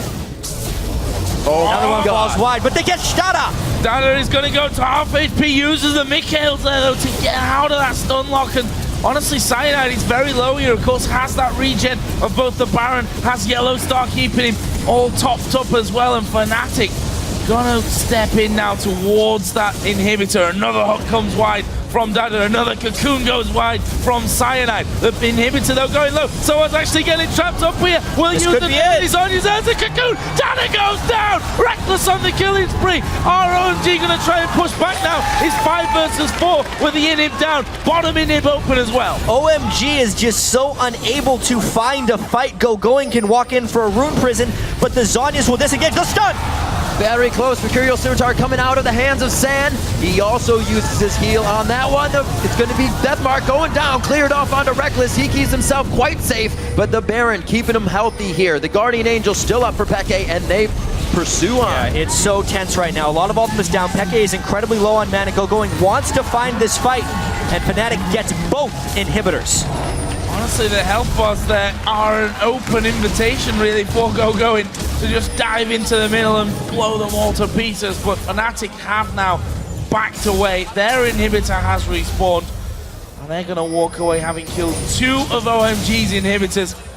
But again, super close on those fights. Yes, they got the kill, but not able to finish this one off. We're tied at 11 apiece in kills, and we're approaching 1 hour. We're approaching game, and we're still no closer to finding a winner. Oh, but ladies and gentlemen, our longest battle was TPA versus Starhorn Royal Club at 56 minutes. We just surpassed that. These guys are definitely taking it to the long haul here, giving them the test down to the last drop. Based on experience, guys, I haven't seen games go much longer than 80 minutes. So in that sense, we are closer to finding out who wins because it's going to be over pretty soon. It depends on just whitewash fights and who can get the catches where. It could really be off of anything. This is actually the 2nd time OMG's, maybe even the 3rd time I've lost count, that OMG's 2 inhibitors have been cycled. The fact that they've been able to regain presence after losing 2 inhibitors is just ridiculous. And now maybe they can get the middle inhibitor down once again. Fnatic, Reckless, stop killing minions, go back to base.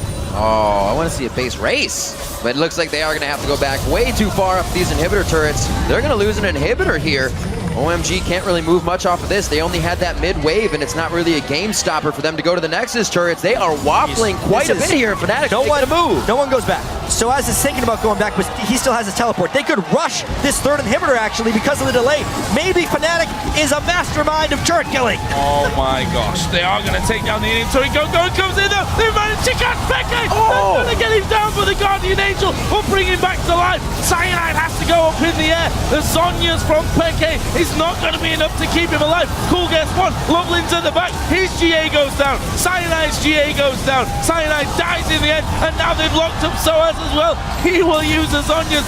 Still the Flame Spinner doing the damage, but going on a rampage. 3 men down for Fnatic with 70 seconds spawn time. 3 kills. Where does OMG go? Do they try to get the kills, or do they try to finish the game? They have super minions in the mid wave, but super minions are bearing down on their own Nexus turrets. It's a guessing game. How much experience do they have in these situations to know what will happen? They're not going to be able to do much. Those minions did not get there to call in the mid-minion wave when it spawned, so they're instantly on the Nexus turrets. That is going to go down, and they may be even able to get 2. By Reckless. Oh my God! No one on OMG is back to base yet. Cool. Nobody is back to base. Oh my God, those Nexus turrets, they're going down. The Super Minions might win the game. The recall's coming in from OMG. They're trying to stop them going through. The Nexus has taken a bit of a beating, but OMG are back onto it.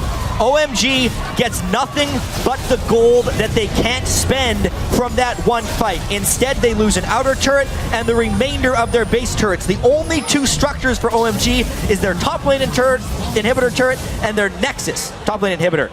All their turrets are dead. Peke, why you no Kassadin? And if you look at these fights, guys, it's Fnatic's actually just sold the GA for Peke here. What's he going to grab? Actually just rebought it. Well, it's on cooldown right now. Right. So he's thinking with his extra gold if he could buy a better item. He probably did that to see if he had the gold for a big AP item, but he did not, so he did the undo button. And if you look at it, that was OMG's Guardian Angels going down first, then Fnatic. So if Fnatic goes into this fight again without the window of those being up for OMG, should be in Fnatic's favor statistically, but by that. And statistics don't count anymore, I'm afraid. Fnatic starting off the Baron. OMG nowhere near it. This is a Fnatic Baron. 62 minutes in. 61 and a quarter, if we're being really accurate. Goes over to Fnatic. They're still 10k gold behind, but that gold doesn't mean anything either, similar to statistics. Fnatic going back to base to not really spend the money that they don't have for items. That's the 4th Baron that's gone down in this game. There are some items that people were able to buy. Reckless got rid of his boots. He's actually slower now, but will pack a bit more of a punch damage-wise. Considering all the people that want him dead, I actually don't know if I agree with that decision. However, they need to be able to stand and fight. That's why everyone is actually working on a Guardian Angel. It looks like that's going to be Soaz and Cyanide's next item. But I don't think the game will necessarily come to that. The only downed inhibitor on the map right now is actually Fnatic's. And based on their track record of 5v5 fights, this is going to be testy, knowing they're down both Guardian Angels. Once again, the next fight, even though it may not, could decide the entire game. And you can see how much the players are kind of wondering, what can I buy here? We have sells and rebuys coming from Sand. Cool, sold that Guardian Angel, now has that Banshee's veil. There it is. That's huge for Madden going. Yeah, absolutely. They're trying to keep everything they can at the most efficient. They don't have much in getting off Yellow Star there. The inhibitor will go down. The calling used for the breathing room. Everybody's going to back away, but only for a second. OMG has to do something. If they let Fnatic kill all 3 of their inhibitors, the game is a waiting game. So they gave up that one with almost no opposition. Maybe they're hoping Peke runs low on mana. That's probably not going to happen. They can probably give up a second one without losing the game, but it would be tough. They have to try a little bit harder for a catch. Yeah, Dada has got to be a big hero, I feel, for OMG.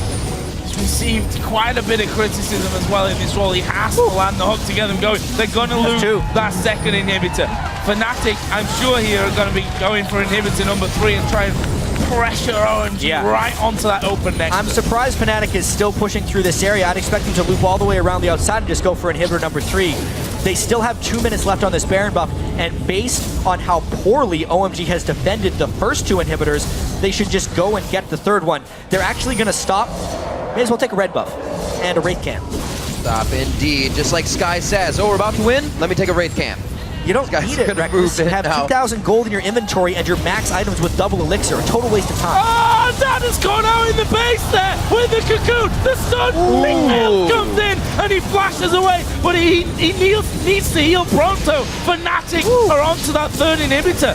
That lock of the Iron Solari also keeping it with a bit of HP. We hear Ghostblade going off. That was coming in from Cool, but he's not really able to use anything off of it. Cyanide is seeing if he can get the edge over here with the Cocoon.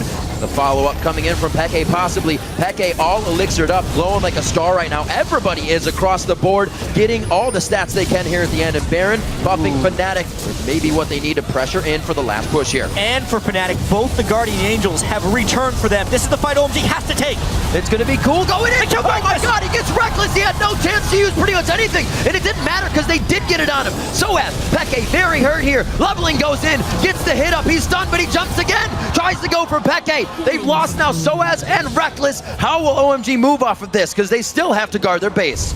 We said that OMG needed to put up a fight before inhibitors all go down. And at the very worst case, they'd have to do it before that third inhibitor. Zed is a god. And he's getting the kill as well. That gives him the rampage. And if he can stop Peke from recalling, the last man left alive here for Fnatic. OMG I don't know. Can push. I mean, they're going to try. They have long death timers, right? They're using Go-Going to hold off one wave of super minions. He can teleport in once he's gotten a little bit of a reprieve, and OMG has a strong push down the mid lane. I wonder, and they have minions behind them. That's the key thing. They could actually end this game with the 3 to 4 people if Sand comes over from that bottom lane and pushes against Peke in the next 20 seconds. You can see Soaz hands on head, Reckless. A possible 15-second savior to come in here and help Peke out.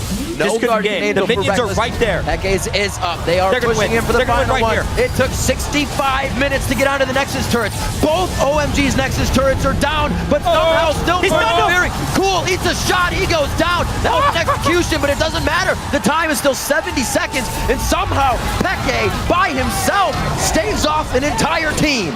And again this game, do you think it's going to be over? There's Soaz, it's not Cassidy, but it's Rumble. Soaz TP to the top, he's going to go for the Nexus here as well. Soaz trying to be the hero.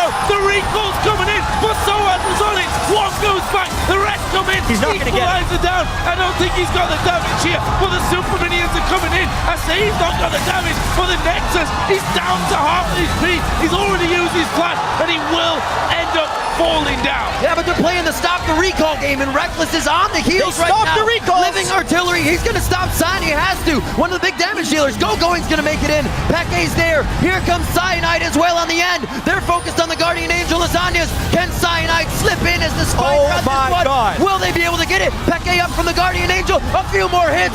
Will this really happen? No, they didn't get it. They saved the Nexus. It's Yellowstar trying to get in. Inhibitors are spawning left and right. The top one has still come up, but OMG also stopped their Nexus from going down. I've never seen a professional game this close down the stretch. Everyone is expecting it's Fnatic. They're going to finish it. Look at Soaz as well. Oh, so close for Fnatic. Oh my god. I can't believe that we're actually witnessing this one. We said that this game was going to be close and it was do or die for both teams. But I did not expect it to be going like this. Got a Baron in a minute, guys. We may end up waiting for that one. So let's take stock of what is actually alive in this game right now, because it will key in to the next set of advantages. Fnatic lost one Nexus turret, which means the next time OMG pushes, it will be easier for them to take it down. They've also lost protection of their second inhibitor turret, so if OMG gains an edge, they can push in a little bit more decisively. However, OMG is still down every single turret on the map, but they were able to get all 3 of their inhibitors alive at the same time.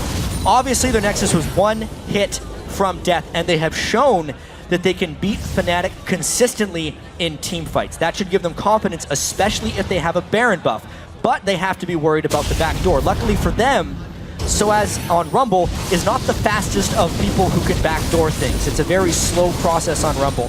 With Baron being up in 3 seconds, based on the respawn timers, OMG will get this, and it's about whether Fnatic can get in position for an inhibitor. I don't think they can. OMG, 1 hit away from defeat, may actually have the upper hand again. Well, the Baron is going to go to OMG. Fnatic too slow to either push that mid lane through or to get over and challenge for the Baron. And now it's Fnatic who may just well be on the back foot. Being 1 auto attack, 1 sneeze away from taking down the Nexus and winning the game to keep their hopes alive, are now up against a Baroned up OMG. Let's check out the gold. Got a little bit of gold to spend. Oh my, 30,000 near on cool. It's 27,200, Yeah. 27,400. Some amazing gold amounts coming in for this game, and we're over 200,000 gold combined between the teams here. 1 more minute, and we got a 70-minute game, gentlemen. And, you know, another hour, we'll have a 2-hour game as well. I don't know when this is going to end. Thank God. because the Nexus was 1 auto attack away. Now they have 3 inhibitors backed up, and they're on the push. A down inhibitor on Fnatic, 1 down Nexus turret, exposed bottom inhibitor, and the confidence of winning multiple team fights in a row. Fnatic is in real trouble right now after being so close, not to mention the emotional toll it is to not actually win after that ridiculous teleport play and Nexus attempt. They say often, oh, Dada getting stunned up. Are they going to dump onto? Yellow Star taking a lot back, but Dada is down. Reckless gets the kill, but here comes the dive onto Reckless, but he gets away thanks to the use of that Quicksilver Sash. Cyanide going to get his GA pop. Can they follow up from this one? He's going to flash away. Actually will escape, but that bottom inhib's going down. Reckless flashed away when he put the Bio Arcane Barrage on. That's when he's doing the long-range damage. He has not been able to hit auto attacks in this fight. San over the wall with his flash, is able to get out. Summoners down across the board on both sides. Cool has his up and could still try for initiation here along with Go Going and Loveling. Their flashes are up for big aggression. You can really see just the massive amount of magic resistance people have built on OMG right there, diminishing the effectiveness of that Fnatic team fight. However, they killed Dada. They have 2 downed inhibitors, so they're trying to trade the inhibitors very quickly before super minions would end up killing their own base, just so they can stall out this game, because if they got into another fight while they're down 2 inhibitors, they may lose. They're trying to use this 1 death timer of Dada to end it, but OMG isn't going to let it happen. Oh, the flag from Go Going, they're going for Reckless, that knocks down, shut down here by Lovely, who's the next target. Soaz is in between them, but they're going for Yellow Star. Second man down, make that 3rd and 4th. Peke will fall, it's an ace for OMG, and that's going to be the game. 71 minutes in, OMG pulls yet another trigger, and Go Going, the man of the hour and 10 minutes at this point. 500 CS, 5-0-15, finds the fight. The only way OMG gets fights, and he does it again. Last Nexus turret, game. Great pressure. OMG's Guardian Angels up, going head first in that fight to the downed Guardian Angels on the side of Fnatic. They sit on those death spawns as their Nexus goes down, and OMG picks up the win over Fnatic. I'm a little speechless after that game. The emotional toll that these teams just underwent is something else. Because not only was this the closest competitive match I have ever seen with a Nexus going to 1 hit and not falling, and probably about 10 inhibitors dying and respawning throughout the game. Turrets down forever. But also, the fact that these guys were both 1 and 2 in the group of death, and a loss would most likely mean they don't make it out of groups. Yeah, right. A win puts them at 2 and 2, and they are just as alive as anyone to make it into the quarterfinals. Yeah, Peke's face says it all. They know what this means. Trying to stave off the play they brought to the playoffs, a bit shaky. Were not able to find their footing here on the international stage just yet. They still have more games to go, but it is going to be a hard fought run for them from here on out. I just don't really know what to add at this point. 1 auto attack. One auto attack away from winning the game. Look at Reckless. How many times? Absolutely crushed by that. How many times is Fnatic going to watch that VOD over and over again to think if they did 1 slight thing better, they'd be 2 and 2 in the group? And that's the pressure. This is the reality of professional League of Legends. So true. So much pressure on these players to come so close to winning the game, yet somehow so far as well, getting aced and OMG pushing them back. That game gonna go down in history. Amazing, absolutely amazing game. And to happen on this stage as well, I can't believe that it actually happened here. The agony that Fnatic must be going through is something else, but also the relief that OMG must be feeling right now, because their Nexus was one hit away from death. And it's just, honestly, applause to both teams, because that was one of the best games I've ever seen. Some extreme emotions. Don't forget, guys, you can highlight your favorite moments from today's games by tweeting them to @LOL Esports. I think you should just link the VOD to this entire 71 game. minutes. Do it. Don't forget to use hashtag World's Big Plays when you actually do link that entire game. Though, guys, we're going to head over to the analyst desk because, let's be honest, there's a lot to say about that one. How on earth are you meant to start? First and foremost, like, thank you to Singapore, because the 2014 World Championship just keeps delivering. Second group stage, another day starts, another ridiculous game. Yes, there was lots of mistakes from both squads, but that's what made it very interesting. First and foremost, we've got a couple of replays, but the first one I want to say, if Soaz had used a Rumble ulti on minions instead of the Nexus, this late game, right, Crepo, talk to me. I just want to point out, if you magically see me tipping forward, it's because I broke my chair because I was jumping too much during this game. This game was just absolutely bonkers. And you can call out so many people for like doing the wrong thing, but I just want to call out like, fucking go going, dude. And I just swore on air because yes, exactly, that's what happened. He played so well. Did he even die once this game? 0 deaths? 0 deaths. 5, 0, and 15 on Rise in a game that went 1 hour and 11 minutes long. This is why you don't give him Rise. The guy's just a monster. And not to mention, he's playing against a Rumble, a Syndra, and a Nami, so they have a lot of things to catch Rise when he comes in for damage, and you have to avoid all of that, because if you hit by one, you're going to hit by the rest. So by avoiding all of that, staying unkillable is pretty impressive. Well, I want to talk about some of these fights before we break down some more of the match. Let's pull the first replay up onto the screen. This is Fnatic trying to make a positive play. They were trying to do this little backdoor maneuver and the inhibitor. This is a moment where OMG could have actually won the game. Let's roll this clip out and maybe Freak, give me some insight about what Fnatic might be thinking and how OMG counters. So this is interesting because I think Pekka makes the right choice here, first of all, in choosing to die in his GA.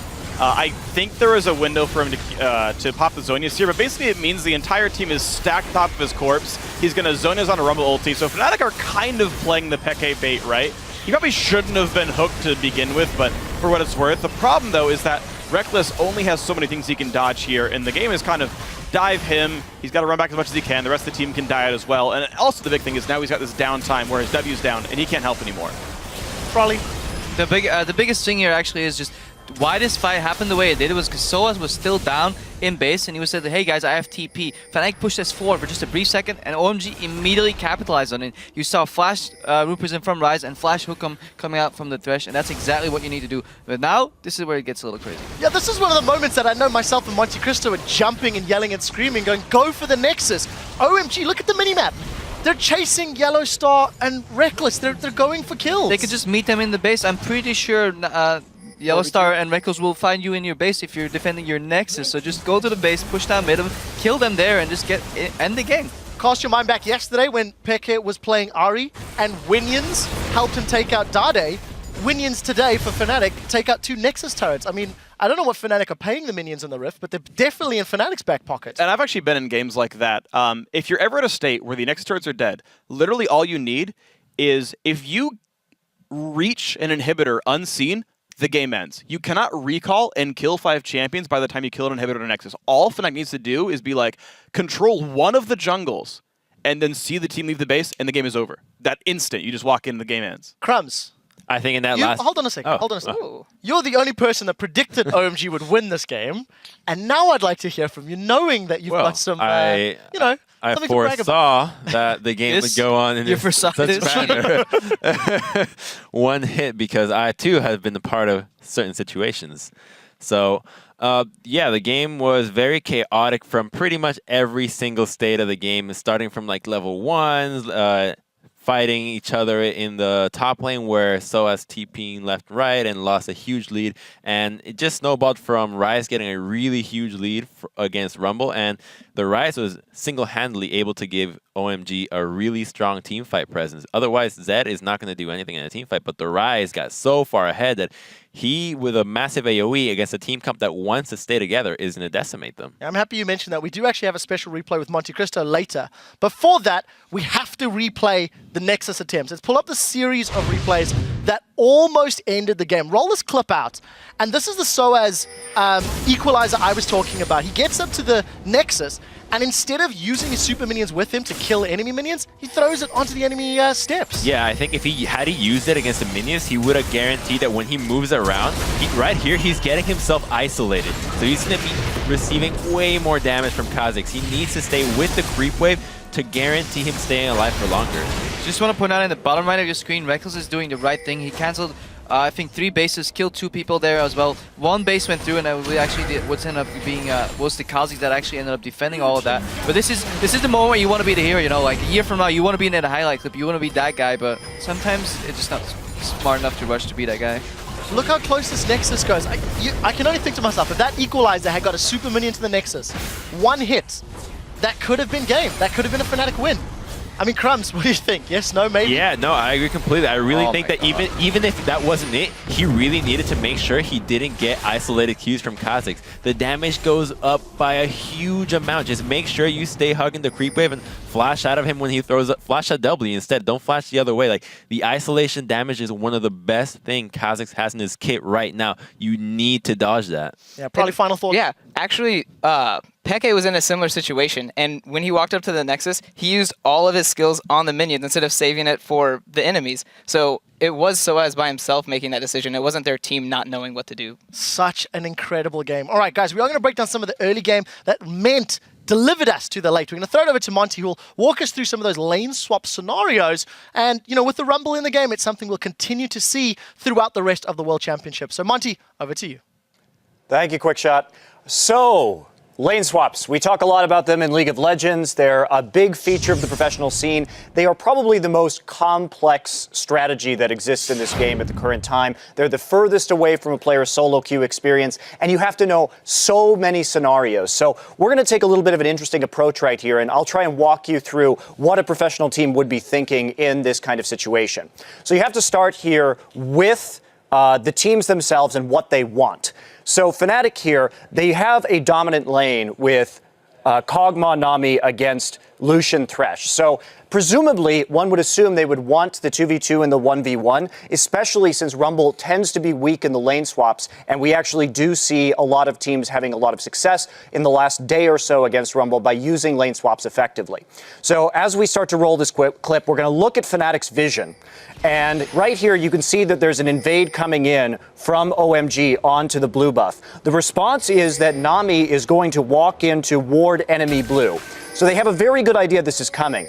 Now, it looks like Fnatic wanted to initiate a lane swap, Kog'Maw already up on the top side, but once they see the invade, they're going to actually switch the Kog'Maw Nami back down into the bottom lane. We're going to speed it up here for a little bit. So the blue will go ahead and be taken by OMG. Now, top lane, we'll see Lucian. Now, if we look up at Lucian in just a second after the blue is taken, we're going to see that he has frozen the lane. Now, let's pause here. At this point, there's a fast push going on now down in the bottom lane from Kog'Maw and Nami because they want to have control over this dragon. You can see the dragon right there. Dada should have already recalled right here to contest because the lane freeze is happening and because they have these wards. OMG has the wards down on the bottom side. So let's move forward. Instead, they're going to go to the red buff. They decide to take Wolves, OMG, and move up. So double buffs will be completed. Dada should already be walking down into that bottom lane. There is, however, a ward here in the river from OMG, so they're going to see the start of this dragon as they start to set up right here, right as the wave hits the bottom turret here at level 1, or tier 1. So we will see OMG now walking down into the bottom side and start to harass. Now, at this point, Fnatic gets a little scared and they pull off before they see Thresh and Ryze in the ward. So Lucian is still freezing up in the top side, getting a lot of XP and gold. Now, when they walk down into the bottom lane right here, of course, you can see it very small in the corner, Ryze is going to get this. So let's pause here. What they're going to see is Kog'Maw disappear from the map. And they should have anticipated the recall in this situation. So there are several opportunities here for OMG.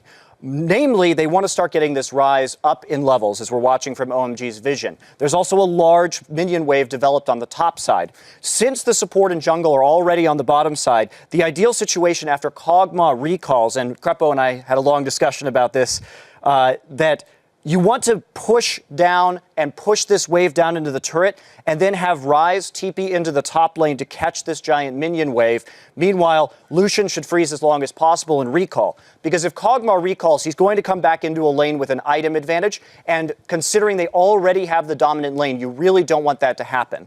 So if we roll right here again, we'll see Rise walk down. But instead of pushing out the wave into the turret and having Rise get a ton of XP and gold up in the top side, and then having Lucian walk bottom to another frozen wave, we instead see the jungle and support from OMG recalling. And what this will allow is, as we look at the bottom lane, because the freeze stays top and the minions aren't transferred over to Rise, this is a great example of how to get your top laner even more ahead. So at this point, we do see that there is an XP advantage on Rise, but it could have been even greater than it was. And OMG also gets themselves into a situation where they have an item disadvantage in the 2v2. So OMG did get a little advantage from this, but it's nowhere near as large as it could have been due to the fact that they didn't use the Rise TP properly. And this is really why lane swaps are so complicated. There's so many different situations that can develop over the course of a lane swap, and it's easy in retrospect to see what the ideal situation would be, but that's where the deep strategy and the tactics tend to come in. So hope you guys enjoyed that. I know it was a bit long-winded, and we'll head over to Shox right now to hear from OMG's top laner, star of that game playing Rise. Thank you very much, Monty. I'm Eva Shox supporter. As you said, here with OMG's top laner, Going.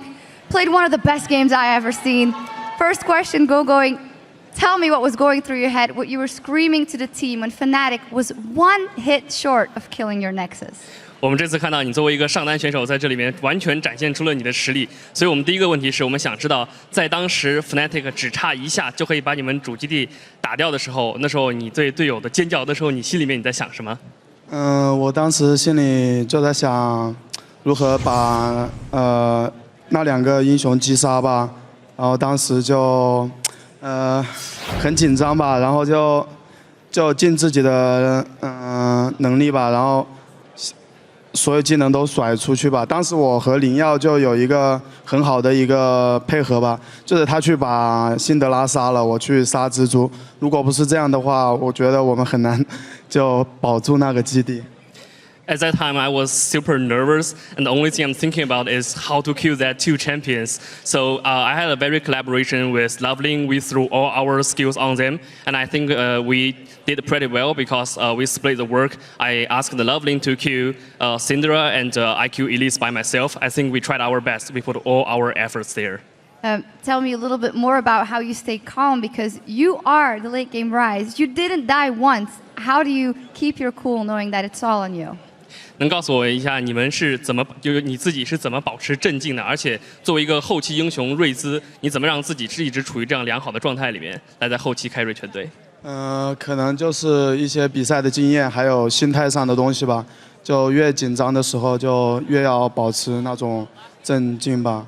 然后瑞兹这个英雄，因为后期是一个很强势的英雄嘛，然后我觉得我们一定能赢的，就打团很大优势。So it's basically based on my experience and my emotion.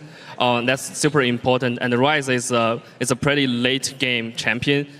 So from our perspective, the more nervous we are, the more important it is to keep calm down, to collaborate with the whole team. That's how we win that. Talk to me a little more about your emotions. We saw your inspirational video in Road to Worlds. How have these last 2 days been, going from a deep low on day 1 to an unexpected high here in this game? 我们当时在那个冠军之路的这个纪录片视频里面也看到你个人的一些故事，我们很想知道，在你参加总决赛过去2天，你自己的心里面的想法。从一开始第1天表现整体来说并不是特别理想，到昨天和今天的整体表现越来越好，你自己的心路历程是怎么样的？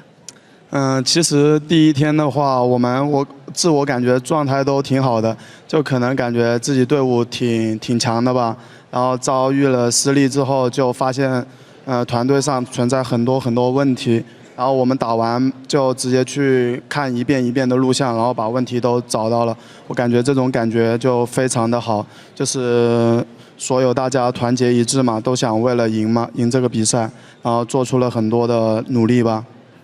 So in the first day at the beginning, our team actually felt pretty good about our status, and we unexpectedly lost 2 games. So afterwards, we did a lot of homework. We reviewed the videos again and again to find our problems. I think it's super important to collaborate with my whole team and find the problem and improve ourselves in the World Championship games. Yeah, and what a game it was here. Final question. We have seen your amazing talent in the music video by OMG. What can we expect from your further musical career going?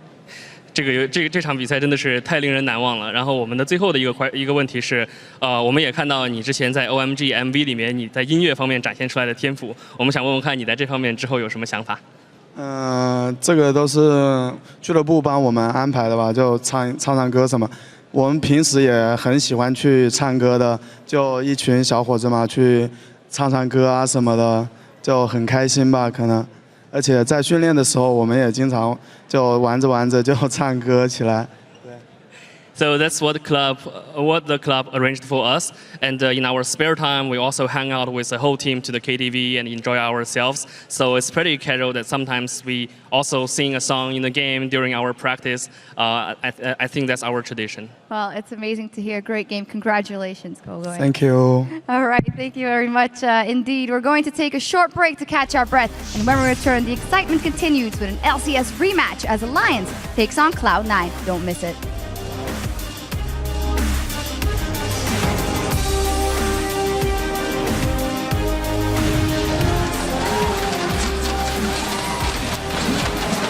See Loveling stuck around long enough. They're actually going to dive towards Peke. Deathmark is down. Peke's not going to survive this one. Peke gets hit. That's the ultimate from Gogoing. He is able to get out alive. The shield comes in from the Seraph. He will be safe. Dada gets hit up from a living artillery. Cool, guess what? Loveling's at the back. His GA goes down. Cyanide's GA goes down. Cyanide dies in the end, and now they've locked up Soaz as well. Peke up from the Guardian Angel. A few more hits.